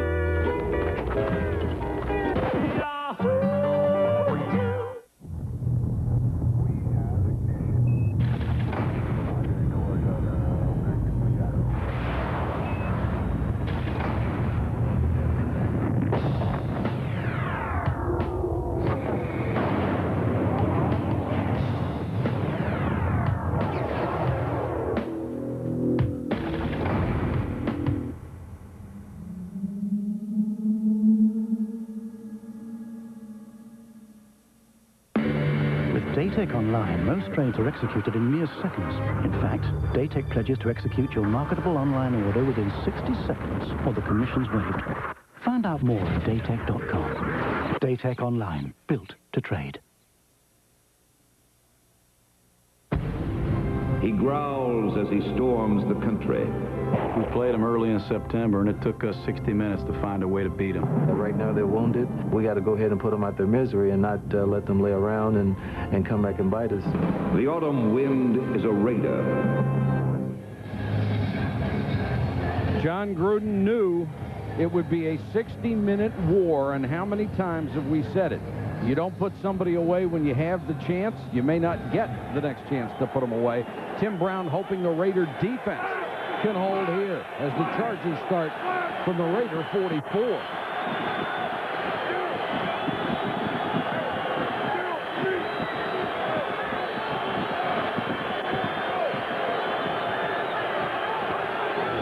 Five wideouts for Harbaugh. That was batted down at the line of scrimmage.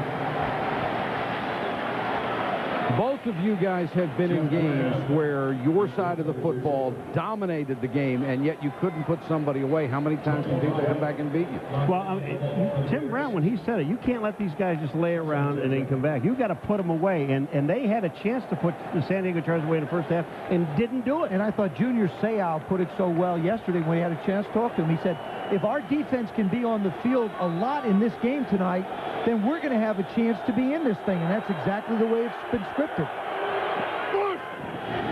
Harbaugh to Fletcher. First down at the 30.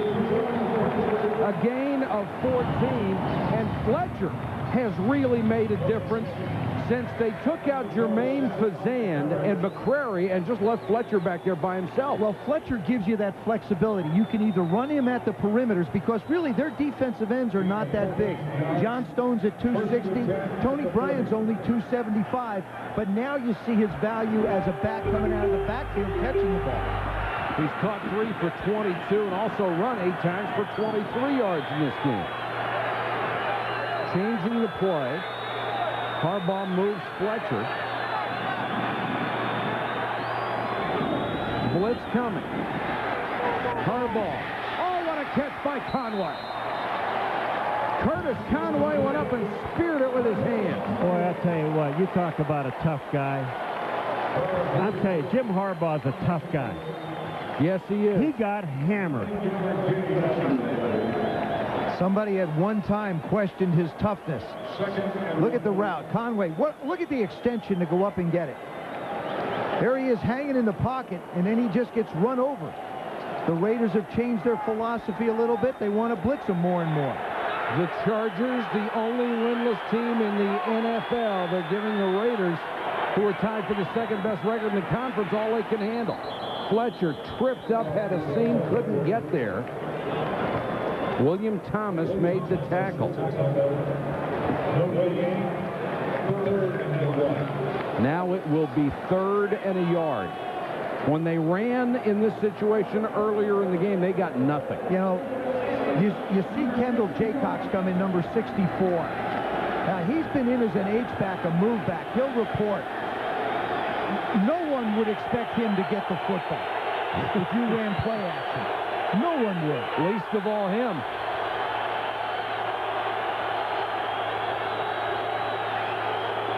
Fazan couldn't get back to the line of scrimmage.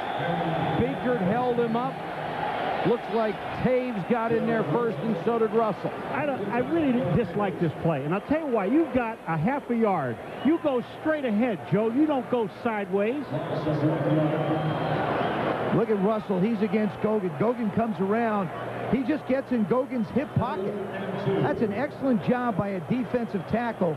Feeling the guard take off and go, and he'll take you to the play. All you need to do is get close to him. Carney, 3rd all-time in percentage. We'll try a 40-yarder to make it a 2-point game. Block!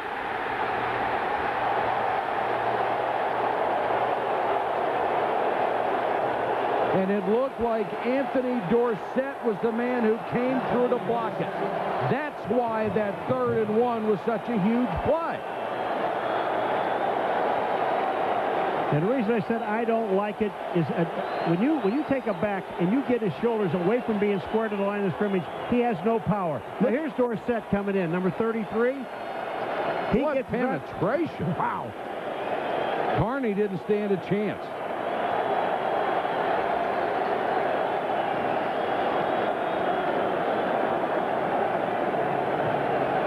Dorsett has blocked 2. He competed for a job in Tennessee as a starting safety. When he came here, he became the starter after the untimely and terrible death of Eric Turner. The officials are gathered around, and you have to wonder, did Dorsett use illegal one of the players? substitution. San Diego. Number 64 had reported as an eligible player the play before. On the attempt for the field goal, he played at the guard position. He must have gone out of the play or one down, trying to be able to return to the position that his number was. Well, there's a rule you really love. Well, what happens is every time Jay Cox comes in, he has to report as an eligible receiver. He can't do it just once. Yeah, but and he can't switch positions. And he can't get back to his First down, Oakland. Of course, the last thing the Raiders are going to do is take the penalty and give them another shot. They'll get the ball after the block with 10:05 to go in the ball game. Got a timeout on the field. Still a 5-point Raider lead. Smartest way to do your homework is Hackman Lumber. It's time to put summer behind us and look ahead to Scott's Super Winterizer Lawn Fertilizer for a stronger, sturdier lawn. Now cover 5,000 square feet of yard with Scott's Super Winterizer for just $9.99. Feed your lawn the best. Scott's from Hackman Lumber and Home Center. The smartest way to do your homework is Hackman Lumber. You only get out of something what you put into it. And we're putting something special into truck season, because for a limited time, you can save on any 2000 Ford Excursion with low 0.9 financing for 60 months. That can save you over $10,000 in interest. But hurry, this deal ends October 31st. Hey, you only get out of something what you put into it. So get into a 2000 Excursion at your Quality Ford store on both sides of the river. Some trucks haul dirt. Some trucks haul bricks. Some trucks haul gluteus maximus.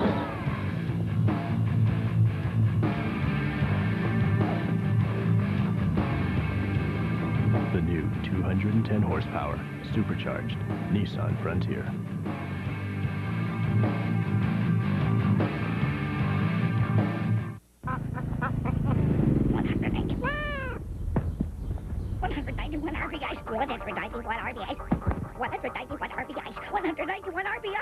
ESPN's 2-Minute Drill, Mondays and Thursdays at 7. The Chargers are wearing their throwback blue jerseys and white helmets to honor the 40th anniversary of the franchise. All of them will be raffled off November 13th to benefit the Huntington's Disease Society. That's a degenerative brain disorder for which there is currently no cure. Rich Gannon on the scramble gets it up to the 34. And by the way, if you would like to buy raffle tickets, just call the San Diego Chargers offices. Wouldn't those look good on your wall as a souvenir? I got mine. Joe's trying to steal mine. I already have it. Oh. You can't find it, can you? It's gone. And a lot of people around here, especially in the media and a lot of the fans, want them to go back to these full time. I think a great looking unit. Gannon to throw. Shoves it to Wheatley. Incomplete. Sayal with the interception. Junior Sayal. Sometimes Rich Gannon tries to do just a little bit more.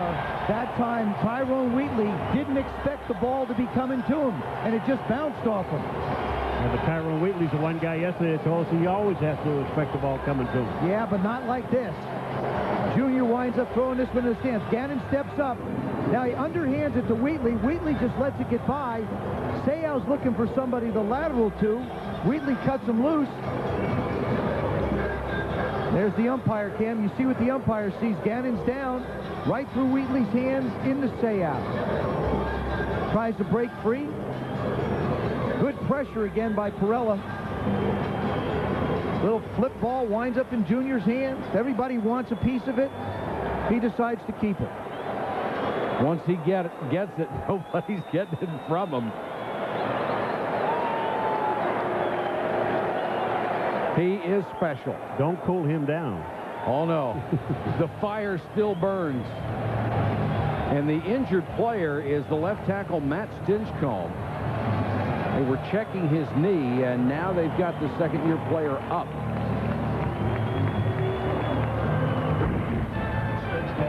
ESPN Sunday Night Football continues next week with a record-setting touchdown machine that is the St. Louis Rams. They'll play host to division rivals Carolina in what promises to be a high-scoring battle. Our coverage begins at 7:30 with prime time. Rams, very interesting, the changes they made on defense, bringing in Bud Carson, temporarily at least benching a couple of starters. And Trent Green, a little bit shaky early in the game today, but settled down, threw for over 300 yards, which was expected from a Rams quarterback, I guess. I'll tell you, that'll wake you up when you get benched. Yes, sir. That wakes you up. Fletcher is in. Can the Chargers take advantage of the break? Blitz against Harbaugh.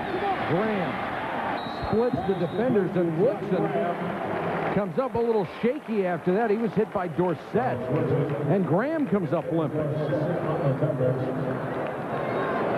Yeah, but this is the time of game. I don't care if you're limping or dragging a leg. You just don't leave the field. You know, this guy yesterday told us, he said, you know, it's going to be a war. Gruden said it'll be a war. And what a turnaround for the Chargers. The defense is held for 31 yards, and the offense has come alive. Harbaugh underneath to Fletcher. Forward progress was the 30. And Greg Biekert, that extra solid middle linebacker, makes the stop. Well, now, we keep talking about Junior Seau all the time for the San Diego Chargers, number 55, but Greg Biekert, number 54 for Oakland. This guy in the middle is something else. Watch this hit. Fletcher gets the ball. Biekert makes the play. He's got both arms wrapped around him. Down you go. Isn't that a great job by the ump, Cam? You can see all the action right there, just like an official's looking at it. 3rd and 3. This could be 4-down territory if you think about it.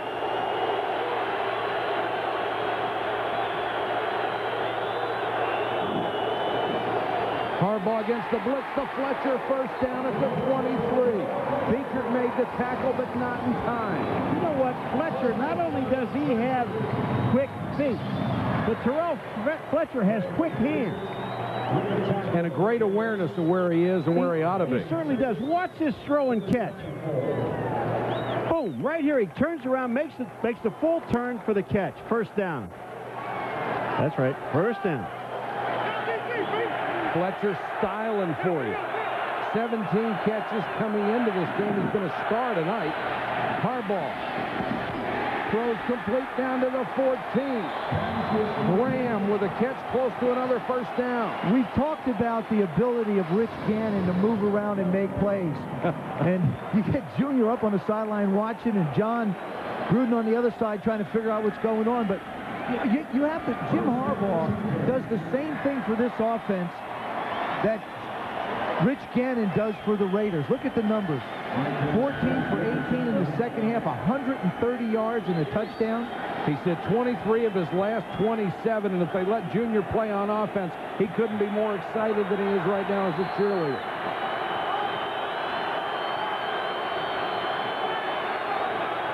Blitz coming. Harbaugh didn't have a chance. Sacked back at the 24-yard line, Tony Bryant.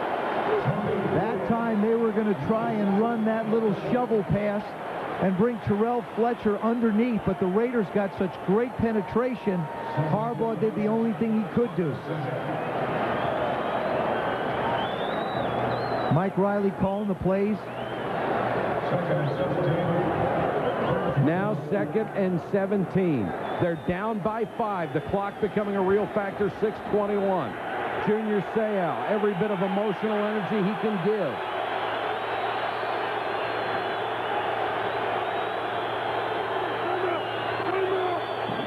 was trying to call timeout and got it just before the snap. He didn't like their alignment against what San Diego had out there on offense. So the Raiders used their first timeout of the second half. San Diego down by 5 points at a premium.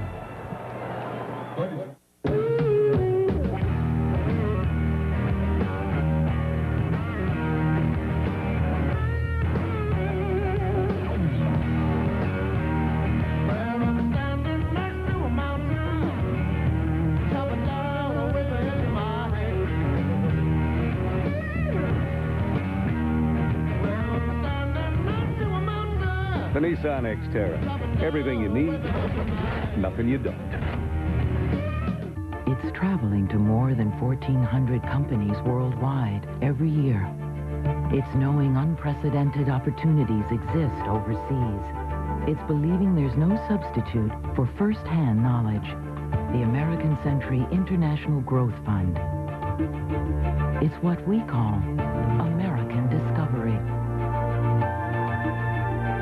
American Century Investments. Contact us or your investment professional.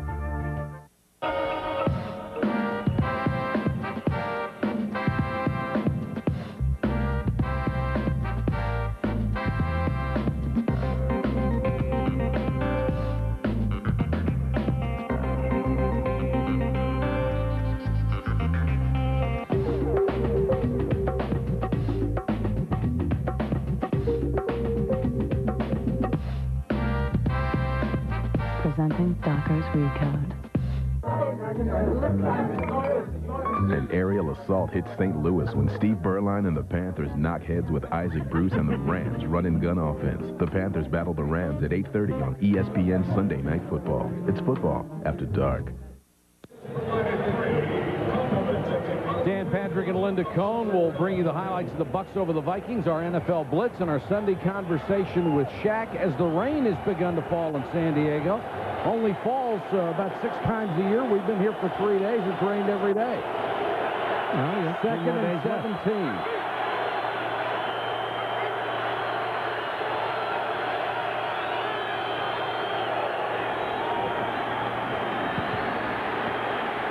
Harbaugh trying to buy time. Throws end zone, touchdown! Freddie Jones again. The flag is going to be for interference. Let's see which way it goes. Marquez Pope was there. They're going to call it against the Raiders, but he just had his back to Jim Harbaugh completely. Jim Harbaugh bought enough time. Hilly is declined. Touchdown. So the Chargers take the lead. Now they'll go for 2 to make it a 3-point spread. We talked about Rich Gannon's ability to buy time. Jim Harbaugh does the same thing. Freddie Jones runs a little out. Now he keeps on working for his quarterback. Marquez Pope just gives him a shot in the face, and Freddie Jones focuses on the ball. That's just awful coverage, and Junior Seau is delighted. As well as Jim Harbaugh. Great play by Harbaugh just to give his receiver a chance to make the play. Now, you go for 2. Freddie Jones caught the touchdown. He caught the other one. I think you look for him in this case, too.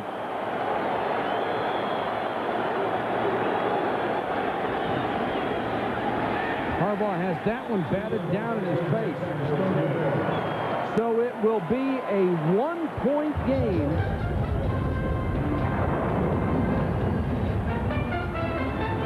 Two touchdowns for Freddie Jones and hope for Junior Seau.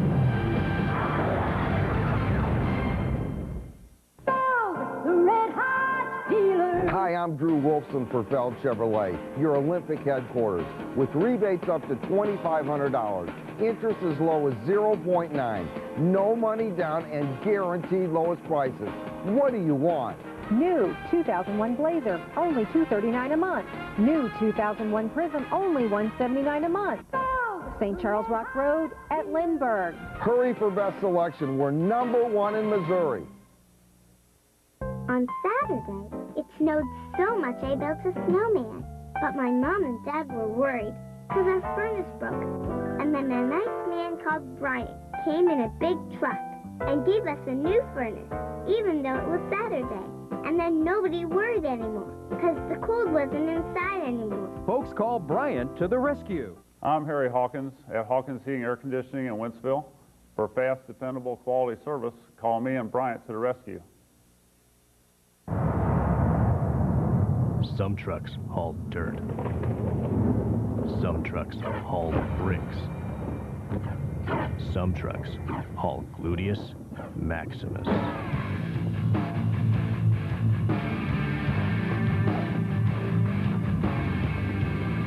The new 210 horsepower, supercharged Nissan Frontier.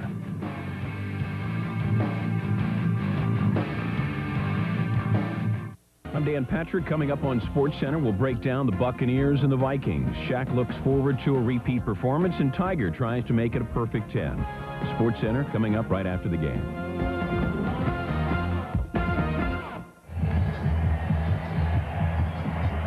The Chargers had turned around the time of possession. They were dominated in the first half, but look at the second half. 17 minutes to less than 7. The defense has been magnificent, and the offense has come through with 2 touchdowns. And the Raiders just have 31 yards in this half. Carney to kick to David Dunn. Mike Riley looking for his first win this year.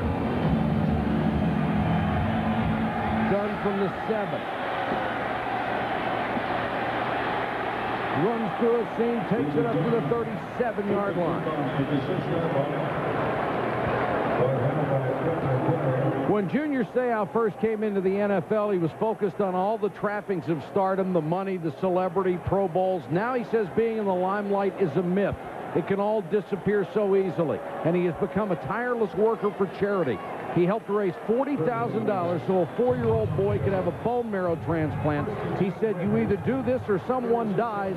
I shouldn't get credit for doing something right. Let us disagree. You should. 1st and 10 for Gannon. Pump fake. Then he throws behind Wheatley, and Seau is right there.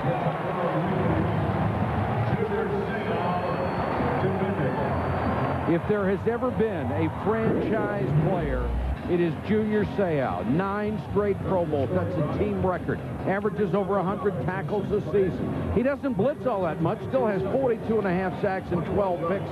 He has missed 5 games because of injury in his career. A remarkable record. How many times have we watched this guy drag himself on the field? Absolutely. 2nd and 10. Gannon buying time. John Ritchie makes the catch. He's up to the 42. They'll need 4 more for a first down. If you're the Charger defense now, this is where you really have to be careful of what Rich Gannon can do. You've got 3rd down and 5. Not only do you have to cover the receivers, but you better be sure that your rush lanes are set so that the guys that are rushing him contain him, and somebody else doesn't make a mistake and jump up and have a big one happen. And they wouldn't have to get that close for Janikowski. He has tremendous range if it comes to a field goal. Jordan is in the backfield on 3rd and 4. Good protection for Gannon. Down the middle, and he's got the first down at the 48-yard line. David Dunn. Well, I'll tell you what, you know, you keep thinking, you look at the quarterbacks, we saw Harbaugh do the thing, move his team down the field. And you watch this guy, Rich Gannon, do the same thing. He just sits and he waits and he waits and he waits. He's not worried about getting hit. But look at this throw to Dunn. Right across the middle, first down. Rodney Harrison is on him, but that's a first down. The first Raider first down of the entire half. There's 4:24 to go in the game. You talked about Andre Rison always making a big play. This is a case where you got to keep an eye on him. Gannon with time. Throws on the run. Wheatley makes the catch and gets out of bounds. You know, you were just talking about Andre Rison. He was open. He was open for the score, and Rich Gannon didn't have enough time to wait on him. Look at on the top of the screen. Look at this. Andre Rison is open for the touchdown. But Gannon's running for his life. Got away from Deron Jenkins. When people talk about Rich Gannon, you never hear him say arm strength or any physical attributes. They say he's a leader. He's a winner. He has the intangibles. He has mobility. Winner is the key. But Jim Harbaugh has had a brilliant second half. He has better numbers right now. And that's the second Raider timeout.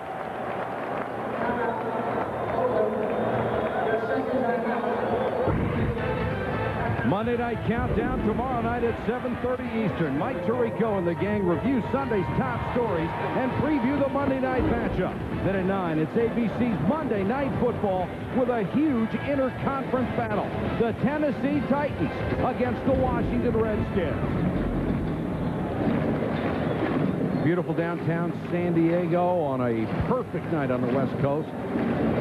You know, people look at the Raiders or the Chargers 0-7 record and say, boy, what a football team. Keep in mind, they lose 24-27 to Buffalo in overtime last week. They lose 27-28 to New Orleans in week 2 and 6-9 to this team in week 1. They have been in games. They just haven't made plays. So far tonight they have, but they're going to need a couple more. And this team was one play last year from going to the playoffs.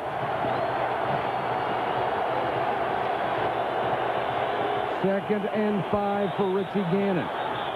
Movement. Lincoln Kennedy will plead his case.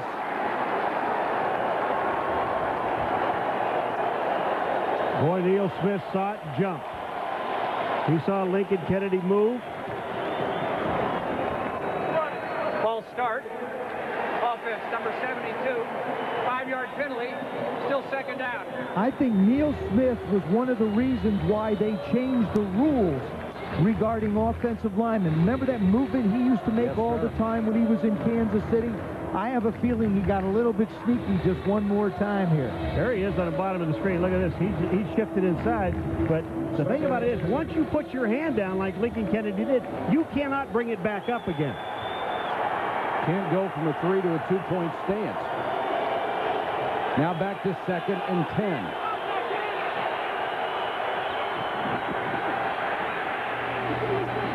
Too high for Dudley. Bob Brown was right there. Junior Seau also in the vicinity. Now it's third and 10. John Gruden hoping his team can pull it out. They would have one of the best records in the NFL if they do. I think if you're Joe Pascal, the defensive coordinator of the Chargers, you bring some linebackers. You put pressure on Rich Gannon.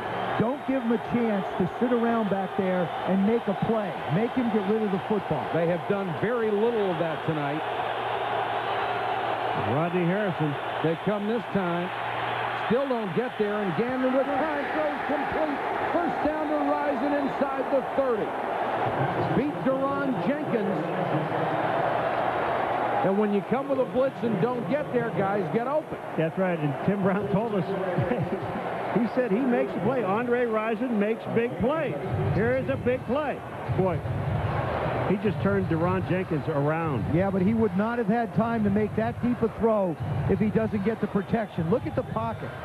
They give Rich Gannon an opportunity to step up right in the middle of it and make the throw. Now they're in field goal range. If you're San Diego, do you start using timeouts to conserve the clock? Wheatley. Of course, you have to stop Wheatley first. He gets 7. I don't think you need to. You've got the 2-minute warning that'll act as one for you. And I think you'll have enough time, and you're going to need your timeouts. Chargers in the fourth quarter have lost 3 times when they led. And the only team in the NFL to do that. This would make 4, as they have a 13-12 lead right now. And there's the big fella. And he is big. Isn't he? 255-pound place kicker. Second and 4. Wheatley. Not this time. It'll be third and about 3. Or check it was Napoleon Kaufman. And I'll tell you, the Raiders are in absolutely no hurry to do anything. And they will not have to run another play before the 2-minute warning. Play clock is at 27. With the stop for the Chargers. 1 yard gain. Third and 3 from the 23. The last winless team in the NFL, up by 1, hoping for that first victory. And if a motion from that guy can do it, they'll win. gives broadband broader impact. Texas Instruments Programmable DSP. Technology that allows companies to provide internet access 100 times faster. The hardware and software behind wireless home networks. A digital fountain of youth that you can simply reprogram instead of retool and replace. From the world leader in DSP and analog, Texas Instruments.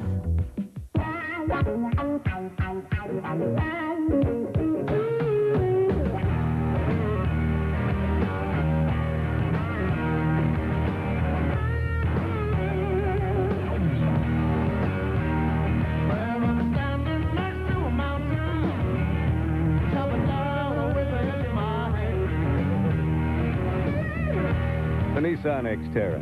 Everything you need, nothing you don't.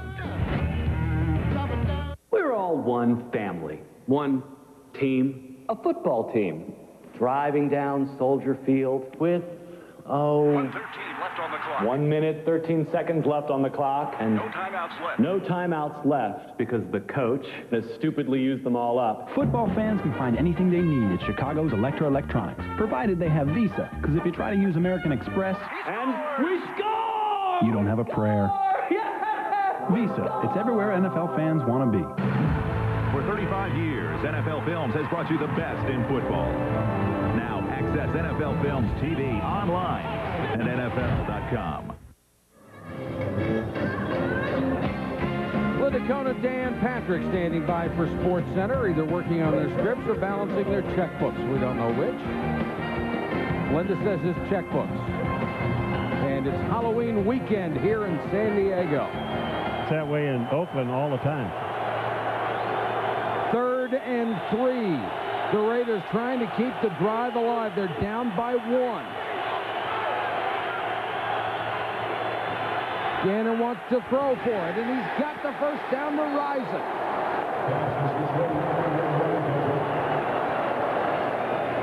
5 catches for the 12-year veteran from Michigan State. What a great throw, Joe. Oh, I'm telling you. It's a great throw. And what a terrific route by Andre Rison. He's so quick and decisive with his moves. He makes it easy for a quarterback to throw it. Look at the move off the line. Plant, push back. He's looking back at Rich Gannon all the way. Deron Jenkins has no chance to see the ball come out. San Diego has 2 timeouts left. They're going to have to use them to give themselves some time. Crockett is in as a short yardage running back. He'll get the carry, moves the pile. And the Chargers want the timeout with 1:12 to go. Clock still running, though. It cost him 2 seconds there. ESPN Sunday Night Football is brought to you by Nissan, driven by Gateway. In Gateway country, people rule. By Dockers, look as good as you feel. And by Yahoo Sports, fresh sports news 24 hours a day. San Diego with only 1 timeout left. So if the Raiders do get a field goal here, there's not going to be much time left for Mike Riley's crew.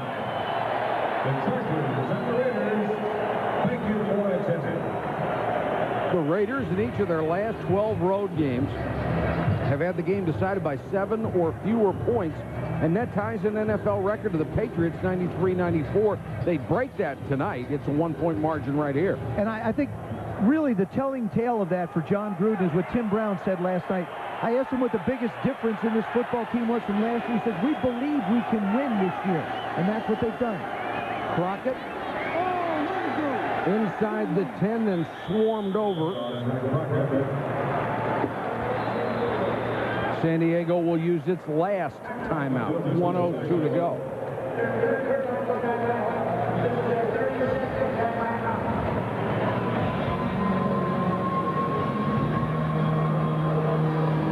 Junior Seau wore a mic for us before the game. Here's what he had to say.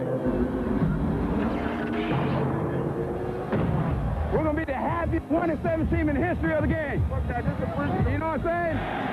And Junior has done everything he can to make it happen. Buries Wheatley there. Gets the interception off Wheatley's miss and celebrates as the offense comes through in the second half.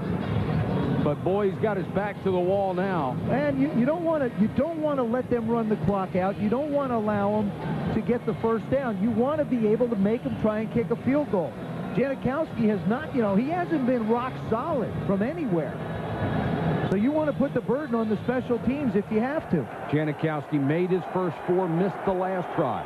But right now, this would be a chip shot field goal to win it.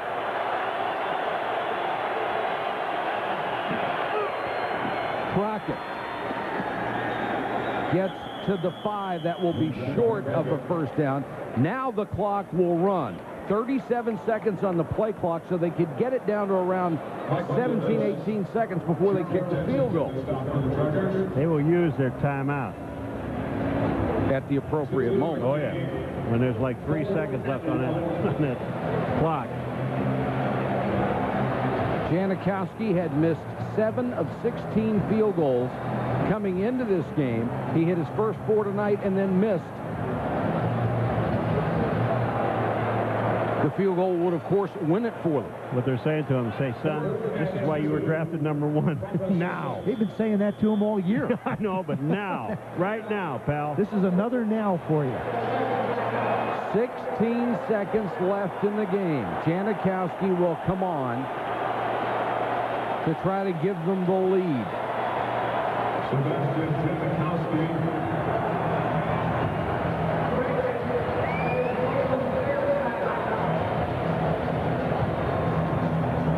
Overhead shots tonight being provided by the Yahoo Sports Aerial Cam high above Qualcomm Stadium, which is sold out for the first time this year. 71,000 fans, many of them Raider partisans, to watch this ball game. The numbers on Janikowski. The only miss was from 42 yards. This will be a relative chip shot from 24.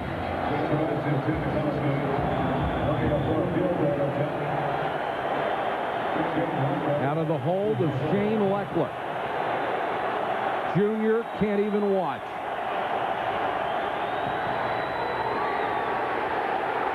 And to the cheers of Raider fans, he puts it through.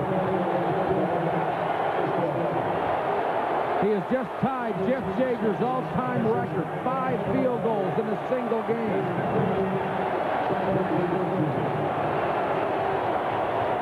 I mean, you really can't imagine, we can't imagine the kind of pressure on that young man. You start out the season missing everything, and then you're in a game like this in your division, and to make this kick, even though it's short, there was an awful lot of pressure. Here's the snap. The ball is perfect, and it's right down the pipe. The other thing, don't lose sight of the fact, Shane Leckler is his holder. He's a rookie, too. I mean, I grant there's a lot of pressure on that, but the fact is the holder has a lot of pressure. But boy, Rich Gannon again making some crucial throws, and it's sort of like the formula for the Raiders continues. Gannon rising, making a big play. Junior Seau just playing his heart out again. Yeah, don't let anybody walk up to Junior Seau and say, you really had a good game tonight. He doesn't want to hear it. No, he doesn't. He really doesn't want to hear it. I mean, he wants to win. 13 seconds to go. The Chargers do have a kickoff return for a touchdown this year. Ronnie Jenkins returned 193 yards. May not get an opportunity this time. Look for a swift kick, or do you kick it away with Janikowski's leg strength? I think you kick it on a low-line drive and let them have to field it on the bounce and let your cover team make the tackle. And they are the #1 cover team in the NFL. They will go deep. Jenkins from the 2. Ronnie Jenkins to the 49 with 5 seconds to go in the game. Holy cow. Now Jim Harbaugh is going to get an opportunity to probably hang one up down the field. John Carney's longest field goal this year and the longest field goal of his career is 54 yards.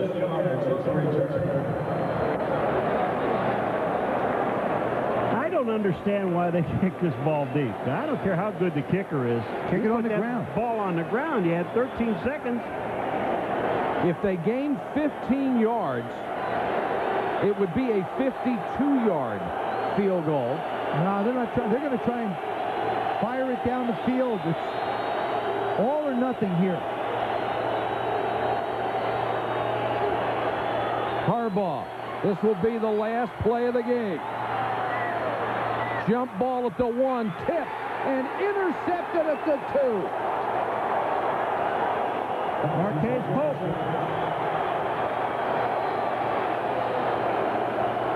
The San Diego Chargers have come so close so many times, but they are 0-8. And John Gruden has seen his team go with only 1 loss through the first half of the season. Harbaugh does a nice job of buying the time. There goes everybody up to leap for it. Marquez Pope is the guy right in front that winds up with it. All the Chargers trying to leap it and make the play. And you know something? It wouldn't have mattered because they weren't in the end zone anyway. A bitter pill for the San Diego Chargers to swallow, and a great win for the Raiders. The final score, the Raiders 15, the Chargers 13. SportsCenter's next. All the news, scores, and highlights. For Joe Theismann, Paul McGuire, Solomon Wilcox, and our entire ESPN crew, this is Mike Patrick. Good night from San Diego. This has been a presentation of ESPN, the worldwide leader in sports.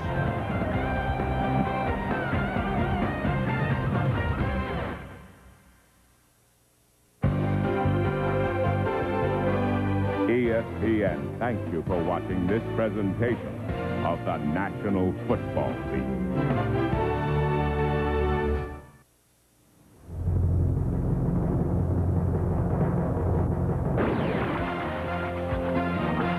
This is SportsCenter. The Vikings have been perfect, but would the Bucs stop here? It's the same old Rams, it's the same old Ravens, and the new old Chargers. The Jets, still living on the edge.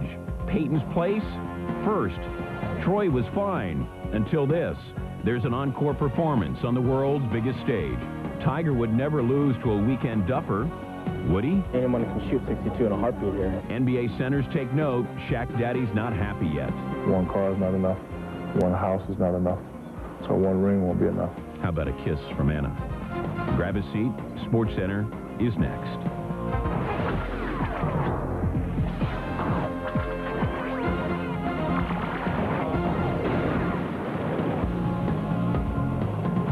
How about a championship for Anna? Hi, glad you're watching. He is Dan Patrick, and I'm Linda Cohn. Ahead on the program, what would Corey Dillon do for an encore, and could Ricky Williams do it again for the Saints? But first, Tampa Bay needing a win to stay in playoff contention. Minnesota needing a win to remain the NFL's lone unbeaten team. Let us go to Raymond James Stadium.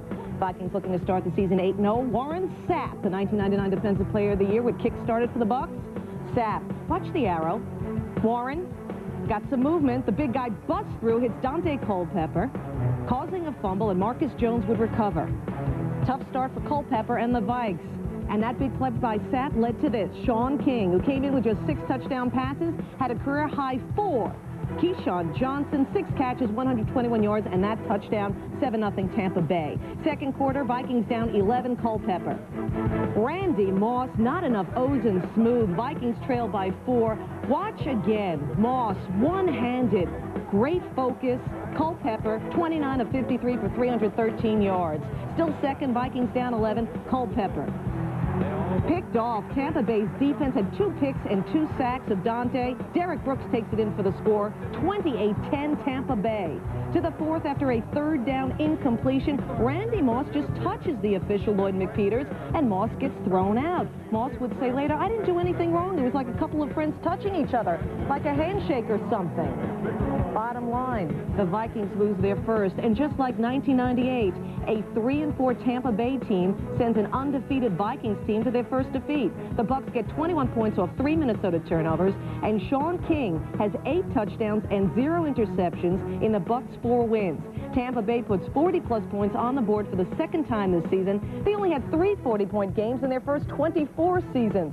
Tampa back in the playoff hunt, and Keyshawn and Warwick Dunn are happy. Being able to talk to Coach Dungy and talk to Sean King and talk to Les Steckel and tell them, you know, you got to let 19 and 28 eat. Let us eat till we fall to our face. And that's what they did today. They let us eat, and then we got everybody else involved, and it worked for us. We're not discouraged at all. We're disappointed, but as I said before, this is not the first time that any of us lost, and so that's part of the game. I mean, you don't like it, and everybody would love to be undefeated, but it didn't work out that way. So Sean King looks like royalty against the Vikings again. A year ago in a Monday night game, he beat them in his first career NFL start. In 2 games against Minnesota this year, King completed nearly 67% of his passes for 281 yards per game and 4 TDs against no picks. Compare that to his dismal numbers against the rest of the NFL.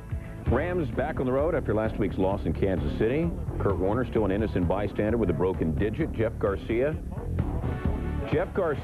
1 interception in his last 6 games, finds Terrell Owens.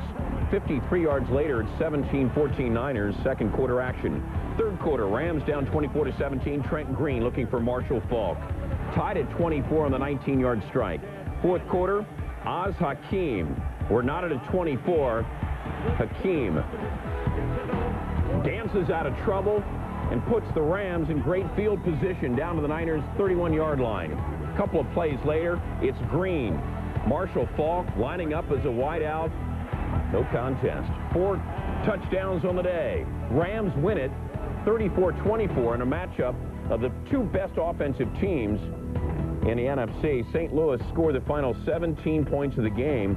For the Rams, that's 12 straight wins against NFC West opponents, 4 straight wins against the Niners. 283 of the Rams' 447 total yards came after halftime. Green, in his first start since 1998, threw for 310 yards.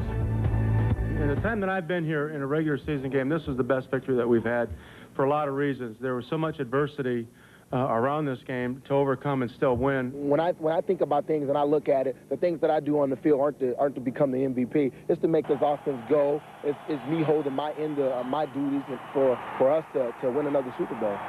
If there's a better one out there, he must be Superman. Marshall Faulk becomes just the 5th player since the 1970 merger to record at least 2 rushing and 2 receiving touchdowns in the same game. Oakland's Harvey Williams was the last player to do the honors back in 1997. 3 players accomplished the feat back in 1975. Chuck Foreman, the former great Viking, O.J. Simpson, and the former Penn State Nittany Lion, Lydell Mitchell. Jets Bills good finisher Vinny Testaverde, slow starter. Bills up 3 second quarter. Testaverde throws the interception to Henry Jones. Jones is gone. Testaverde 2 interceptions and a fumble in the second quarter. Bills were up by 10, 17-7. It was 17-10 in the third. Jets driving. Testaverde 28 for 38, 293 yards, and finds his good buddy Wayne Corbett. So money, and he doesn't even know it. We're tied. Still tied at 17. Bills on the move. Doug Flutie. Doug Flutie threw for 253 yards. Eric Moulds, his 3rd straight 100-yard-plus receiving game, down to the 1. They get a field goal. Bills by 3. Jets driving in the 4th. Just over 2 to go. Testaverde. The screen to Richie Anderson, but look at Sam Coward all over that. Coward also recovered 2 fumbles in this game. Settled for a field goal with the Jets. We're tied. Doug Flutie. His coach would say later he still has the magic to Sammy Morris, who makes a great catch. That sets up Steve Christie to win it from 34 yards away. No worries. Christie makes 3 of 4 field goals, lifting the Bills to the victory. But they lose veteran defensive end Phil Hansen 4 to 6 weeks with a sprained right knee. For Christie, his 3rd game-winning kick in the final minute of the 4th quarter or overtime this season. Moulds ties a club record with his 3rd straight 100-yard-plus receiving game. Bills rookie Sammy Morris, who you saw make that juggling catch, scored on a TD run for the 4th straight game. Flutie and the Bills helped to send the Jets to their first loss in 5 AFC East games this year. Right now, I'm the number 2 guy. I'm filling in. I'm trying to help us win games until Rob gets healthy. And if they want to make a decision later, they make a decision later. But I'm just happy to get the win. We're a good team. We can play good ball, but we made ourselves an easy mark. And when you have 4 turnovers like that, then, you know, you make a game close or sometimes provide yourself, even for a good team, too many hurdles to overcome. To Doug Flutie. Since taking over as Boston College's starter in Game 5 of his freshman season back in 1981, Flutie is now 93-15 as a starter at home if you combine his college and pro career, and we did. A 17-4 mark at BC, a 7-0 record in the USFL, 52-8 in the CFL, and a 17-3 NFL mark, including an 11-3 record in Buffalo. Dolphins looking to respond from their Monday night collapse, hosting Brett Favre and the Packers. 10-0 Packers, and looking for more Dorsey Levens. 17-0 Green Bay. Levin sat out the second half with a bruised right knee. Dave Wanstead telling Sam Madison, we're still in it. And the Dolphins were. Miami trailing 17-7. Jay Fiedler, Oronde Gadsden. Dolphins down 3. Later in the third, 21-17 Miami. Green Bay punting to Jeff Ogden at his own 19. Left, right, and then down the sidelines. He will go untouched. 81 yards for the score. And Miami, down but not out, stages its own comeback, winning this one. So 6 days after blowing a 23-point lead to the Jets, Miami comes back from a 17-point deficit to beat the Pack. Jay Fiedler, an economical 16 of 25, 158 yards and a touchdown. After completing his first 10 passes, Brett Favre completed only 11 more. After the game, Dave Wanstead credited his team's effort after a short work week. And it was just a great comeback from a character standpoint, and it also, I told the guys in there that also got me off the hook for letting them practice and sleep in and everything that we did all week. Yeah, I think it was a big win for us to come back from last week. You know, get that winning feeling back on our side. You know, put us back in the race for the AFC East. You know, 6-2 in the halfway point, which is a pretty good spot to be in. Let's go inside the numbers. Fiedler improves to 7-2 in his brief career as a starting QB. The Packers fall to 0-3 against AFC East opponents this season. Miami has now outscored its opponents 51-3 in the third quarter this year, 21-0 on Sunday. Lyndon. Lions visiting the Colts. Peyton Manning coming off last week's perfect quarterback passer rating. Second quarter, 16-0 Indy. Manning completed 16 passes. He had 3 touchdowns in the first half alone. That to Ken Dilger. Colts up big at the half, 23-zip. Fourth quarter, 23-11 Colts. Edgerrin James, 139 yards on 31 carries, but Edgerrin coughs it up. One of 3 fumble recoveries for Detroit. Terry Fair, the hero on that play.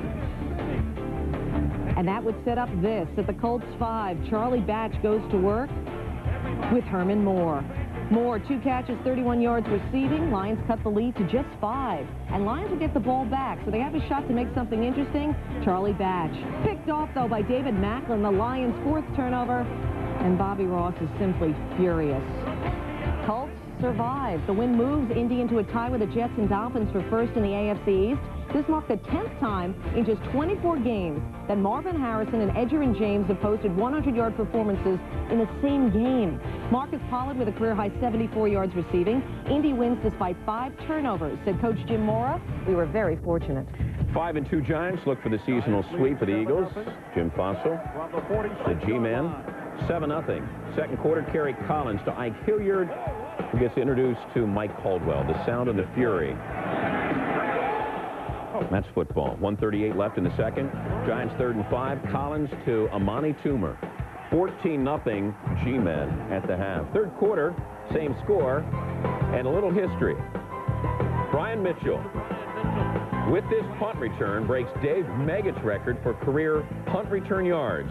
Mitchell now has over 3,700 career punt return yards. G-Men up 17-0. Joe Montgomery says we're up more than that. Giants will win it 24-7. Giants have now defeated the Eagles 8 consecutive times. The Giants' longest winning streak against Philadelphia in over 5 decades. Ron Dane rushed for 93 yards on 25 carries.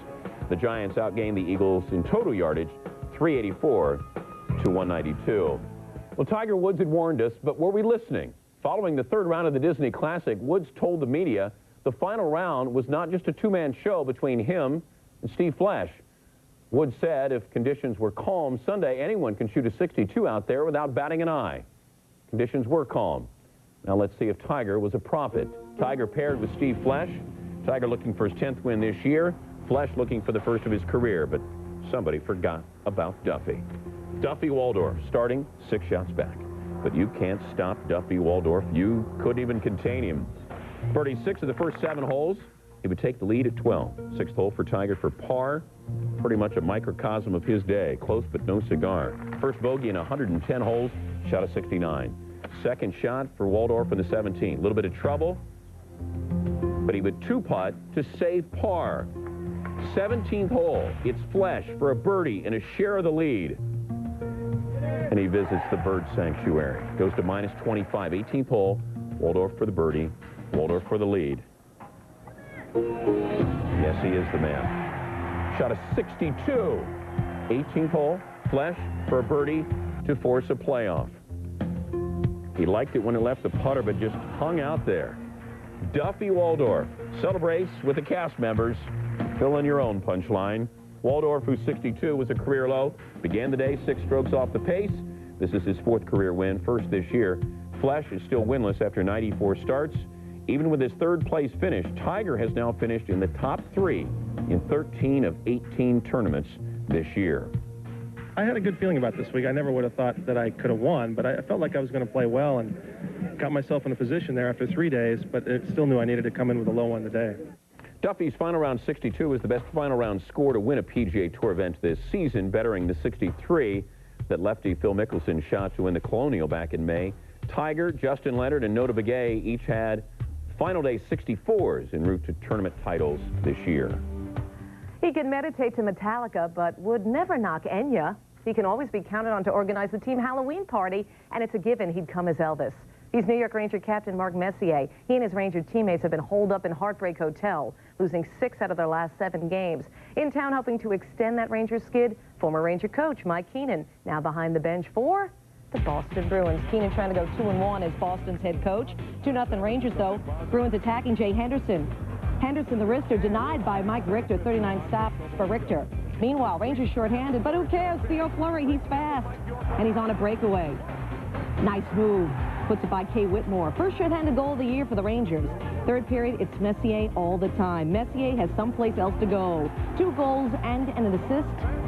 And Elvis was definitely in the building. Mess, along with Theo Fleury, lead the Rangers with 6 goals this year. Valerie Kamensky with a goal and an assist. Boston drops to 1-2 under Keenan. The Bruins have won just 1 of their last 7 games. To Carolina for the Hurricanes and the Blues. Blues looking for their 5th straight win in Raleigh. 1-0 Blues, Pierre Turgeon. 3 Hurricane defenders for Keon Turgeon. Guess who's left alone? Merely the NHL's leading goal scorer. It's Scott Young. Scott Young has 12 goals this season. 2-0 Blues. 2-1 Blues 2nd period. Bryce Salvador. Archie Urbe saves, but Tyson Nash is there on the rebound. His first of the season. 3-1 Blues. They would add 1 more to win it by the final of 4-1. The Blues win their 5th straight, extend their franchise best start to 8-2-1. Scott Young has a 5-game goal-scoring streak.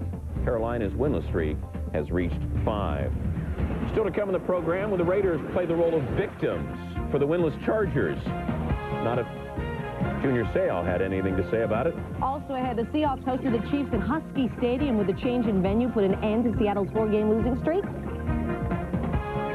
And the Lakers open up in Portland on Tuesday, but before that, Shaq goes one-on-one with David Aldridge.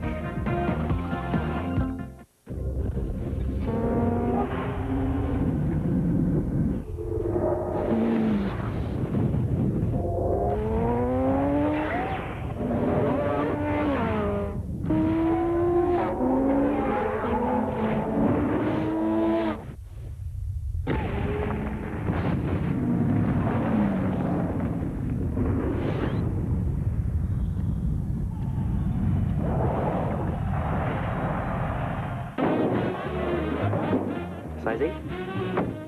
Last pair.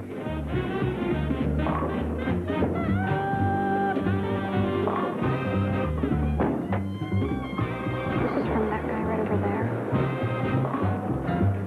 Can't blame the guy for trying. The cold filtered cool of Miller Genuine Draft.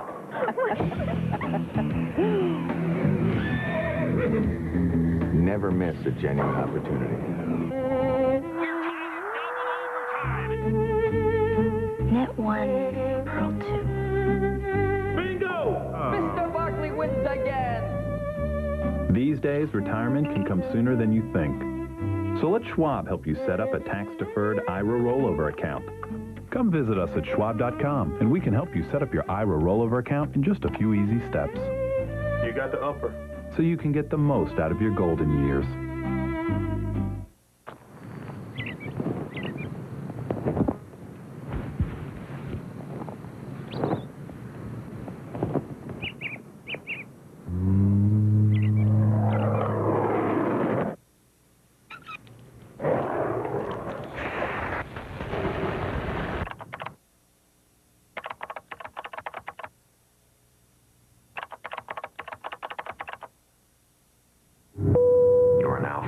about the country. Sports Center is brought to you by Southwest Airlines, proud sponsor of the NFL and official airline of the Super Bowl. Let's put it this way. The Raiders-Chargers rivalry makes the confrontations between Roger Clemens and Mike Piazza look tame, especially when the game is played in San Diego. A year ago, there were so many fights in the stands, even the players took notice. Said San Diego's Junior Seau, it's not going to be a daisy game, even in the throwback powder blue uniforms. Remember, the Chargers went 3-1 when they wore those back in '94. Okay, Raiders up 12-7. Rich Gannon, shovel to Tyrone Wheatley, picked off by Junior Seau. Finally tackled by John Ritchie. John Gruden, the Raiders coach, has seen better. Chargers driving, Junior Seau on his knees, gets up to watch the offense. Jim Harbaugh goes to work. Back to pass. Harbaugh still has some legs, scrambles, looking end zone. Freddie Jones, sweet catch, 13-12 Chargers. And Junior Seau is Jim Harbaugh loves it. Chargers go for 2.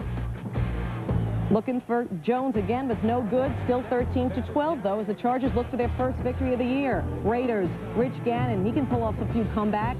Andre Rison, first down, keeping the drive alive. Later on the drive, Sebastian Janikowski on to try the game-winning field goal. Seau can't watch. This from 24 yards away to win it, and does so. Janikowski, they call him the Polish Cannon, ties the Raiders record with 5 field goals, including a career-high 54-yarder, and the Raiders once again find a way to win a close game, winning 7 of their first 8 games. The Raiders have won 5 straight, and this is the first time they are 7-1 since 1984. San Diego has its worst winless start, 0-8 now, since going 0-11 way back in 1975. Next Sunday night on ESPN, just a reminder, the NFC West takes center stage as the Panthers travel to St. Louis to face the high-powered Rams led by Marshall Faulk. 8:30 Eastern on ESPN, right after NFL Primetime. Let's go to Seattle for the Seahawks and the Chiefs. Chiefs, after the big win against the Rams, trying to build on that.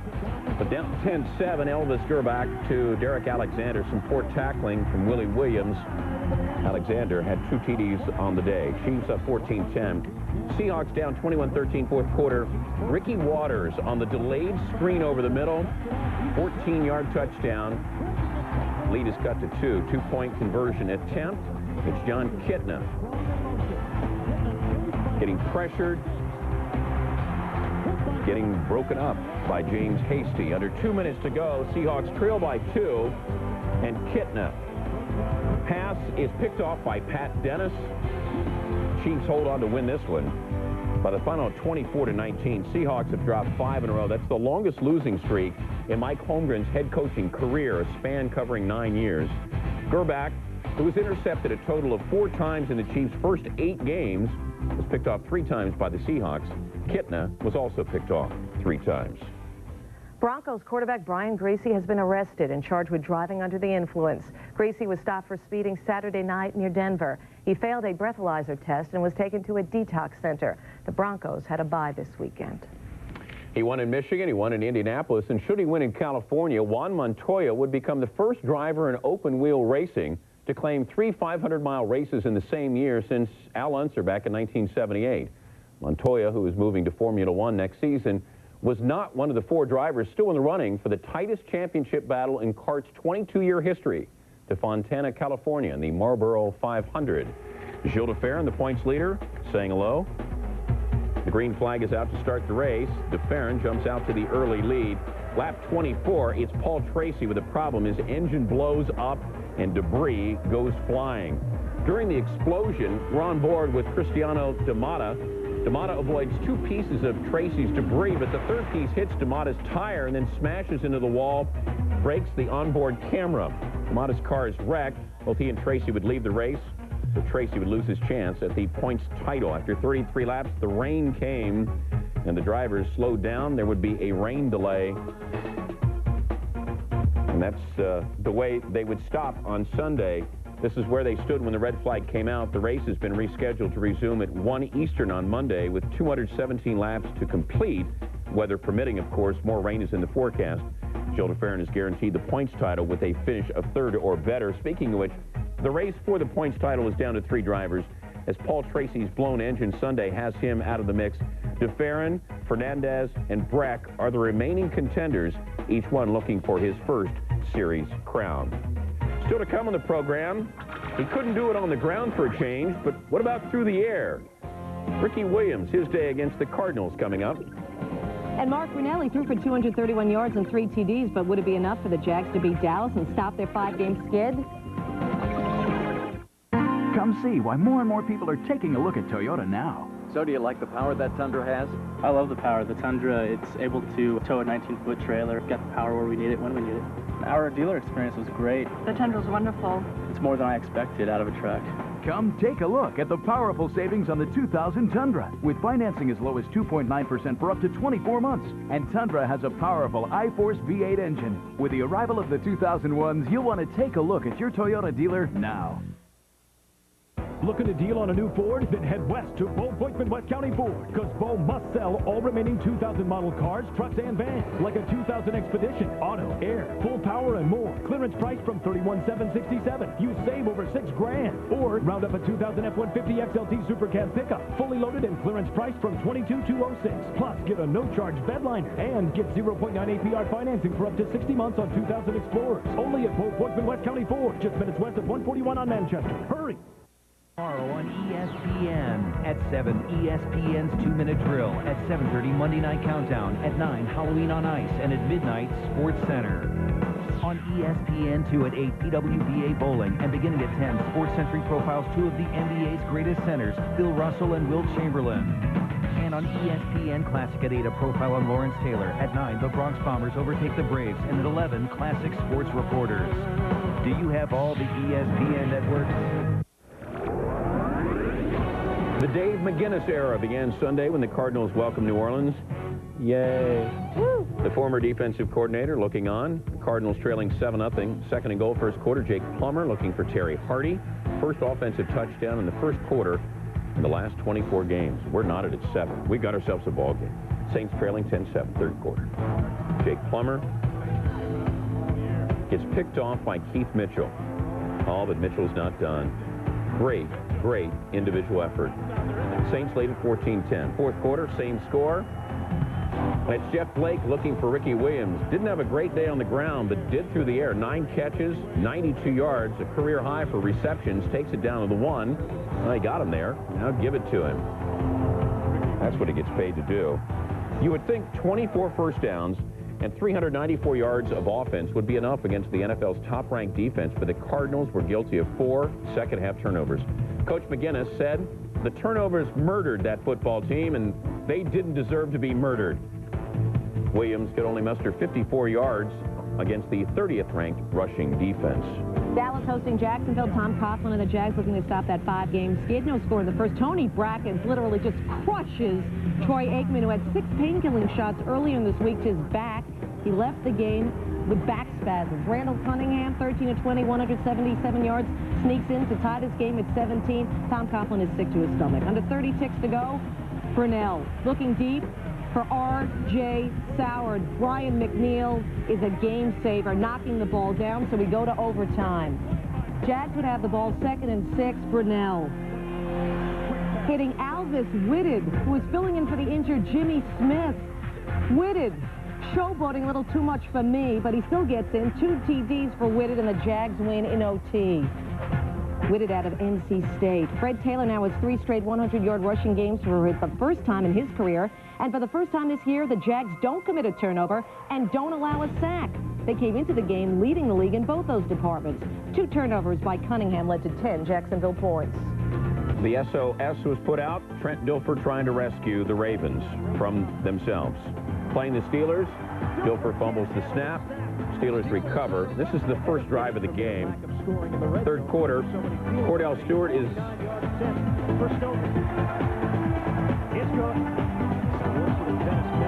Jeff Stover field goal, and then it's Cordell Stewart.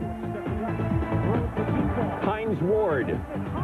Steelers would miss the extra point, and it was a 6-6 game. One last chance for the Ravens, trailing 9-6, 4th and 10 on their own 29. It's Dilfer looking for Ismail.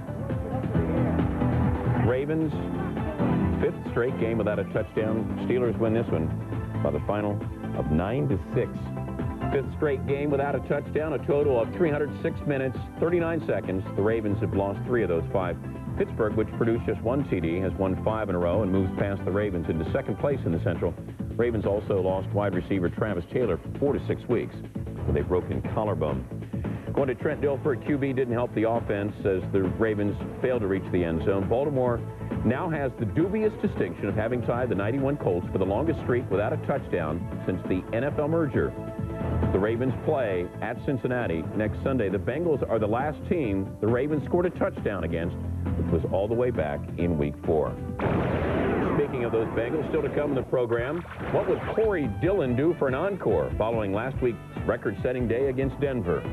And what do you think? Is Georgia Tech's Kerry Watkins' game-winning one-handed grab against Clemson worthy of our plays of the week? Stay tuned.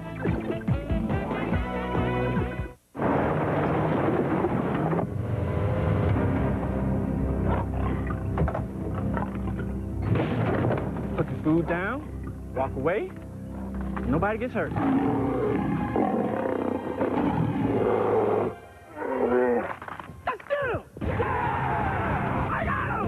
Think you're tough enough to drive a Tacoma? Join the club. Introducing the Double Cab with over 5 feet of bed length. You just can't mess with a man's salad. Word up. Mark, why is Grandma eating off the ironing board? Why not? This is a kitchen table, not a desk. It's both now, and Dad's got a schedule for that. Dinner's at 11. Ish. Mark, you go work in your room. There's no desk up there, and I can't stay awake. I just get in bed. It's like, out. Would you like a room with a nice big workspace? Great. What's this look like? A Holiday Inn? Hey, Grandma. Want a room with room to work? Holiday Inn gives you more, and more is better.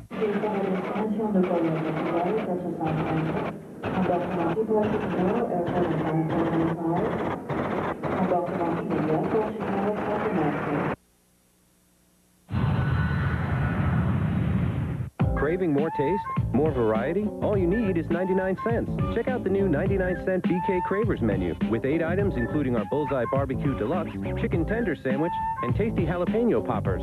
Just 99 cents every day. Hey, number 18. Peyton Manning? Hello? Archie Manning's son? This guy eats, sleeps, and drinks football. He's like, study, practice, study, practice. From the volunteer state is right, volunteer to kick some defensive butt. Yeah! And... No, let me guess. He drinks my stuff, huh? Booyah! Gatorade. Battle tested, champion approved. But we're not going to finish? Come on, Mike. You can win this hole. Plays of the Week is brought to you by Gatorade Thirst Quencher. When the moment comes, will you have what it takes to finish? Gatorade. Is it in you? Even though the 2000 baseball season is over, the Plays of the Week song this week is baseball related. It's Batter Up by Nelly, of course. Yeah. Even though he won the World Series, you still won't be seeing the Yankees version of Nelly, Jeff Nelson, or former White Sox second baseman Nellie Fox. Others missing from your picture, former Twins catcher Earl Batty, Duke star Shane Battier, but you'll be batting 1,000 watching the Plays of the Week. Batter up. Play week.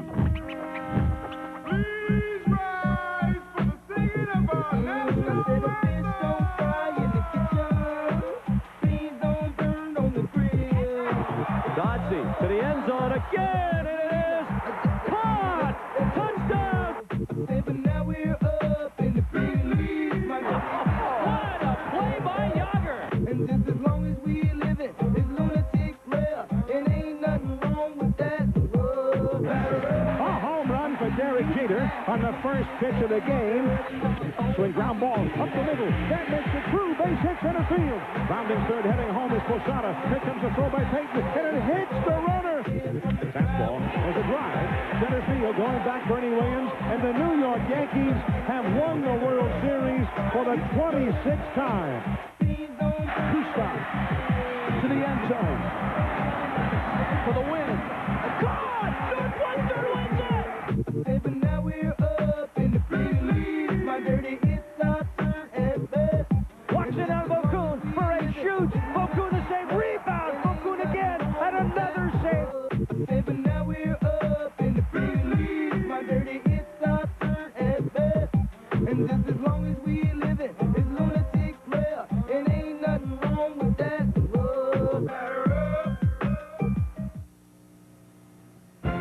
Plays of the Week is brought to you by Gatorade Thirst Quencher. When the moment comes, will you have what it takes to finish? Gatorade. Is it in you? Wow, that tune sounds so familiar. Keyshawn enjoying his first 100-yard receiving game for the Bucs in their win over Minnesota. Just what turned Tampa Bay around? And he likens himself to Atlas, holding up the basketball world for all to see. Shaq, our Sunday conversation.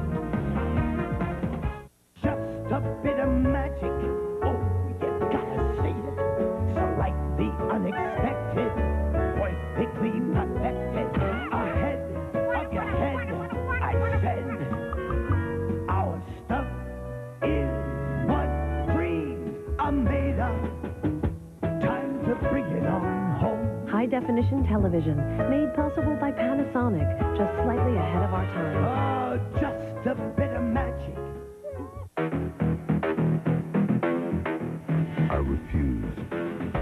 I refuse to lose, to be average, to fail. I refuse to die, to be afraid. I refuse to be taken. I refuse. Where the heck is everybody? I'm glad you asked. The success of 3Play from ESPN.com has been tremendous. And now on one of these Nokia mobile phones, you can play just about anywhere. For example, at the country club, dining al fresco, going out to the Hamptons. 3Play from ESPN.com. It's free. It's sports. Give me the briefcase. It's money. Presented by Nokia mobile phones. This is SportsCenter on ESPN. Battle of Ohio, Bengals and Browns in Cleveland. Corey Dillon ran for an NFL record 278 yards last week. Hey, same game plan. Dillon waltzes in. 27 carries, 137 yards for Corey. Meanwhile, rookie Travis Prentice stuffed at the line here. Second and goal, Prentice, and the Browns would try again. Stop short again. Third and goal, give it to Prentice again. Who's calling these plays? Hit hard by Billy Granville and Armija Spearman. The Browns would settle for a field goal, but they'd also have to settle for a loss. Bengals win. Akili Smith just 7 of 20 for 84 yards, but that's okay. The Bengals have Corey Dillon. His two-game total of 415 yards, the third highest in NFL history. Only O.J. and the great Walter Payton rushed for more over a two-game span. Cleveland finished the game with just 182 total yards, just 45 more than Dillon alone. To Atlanta for the Falcons and the Panthers. Fourth quarter, 12-3 Panthers, but here come the Falcons. Jamal Anderson from 2 yards out. It's now 12-10 Panthers. Next possession, Carolina ball at the 10. Steve Berline. Pass is intercepted. Pass is picked off. The Falcons are in business. 5 minutes to go. 3 plays later, Morton Anderson 31 yards out, and it is Falcons lead at 13-12. It's the way it would end. Falcons bring closure to their losing streak at 5, which equaled their longest losing streak during Dan Reeves' tenure.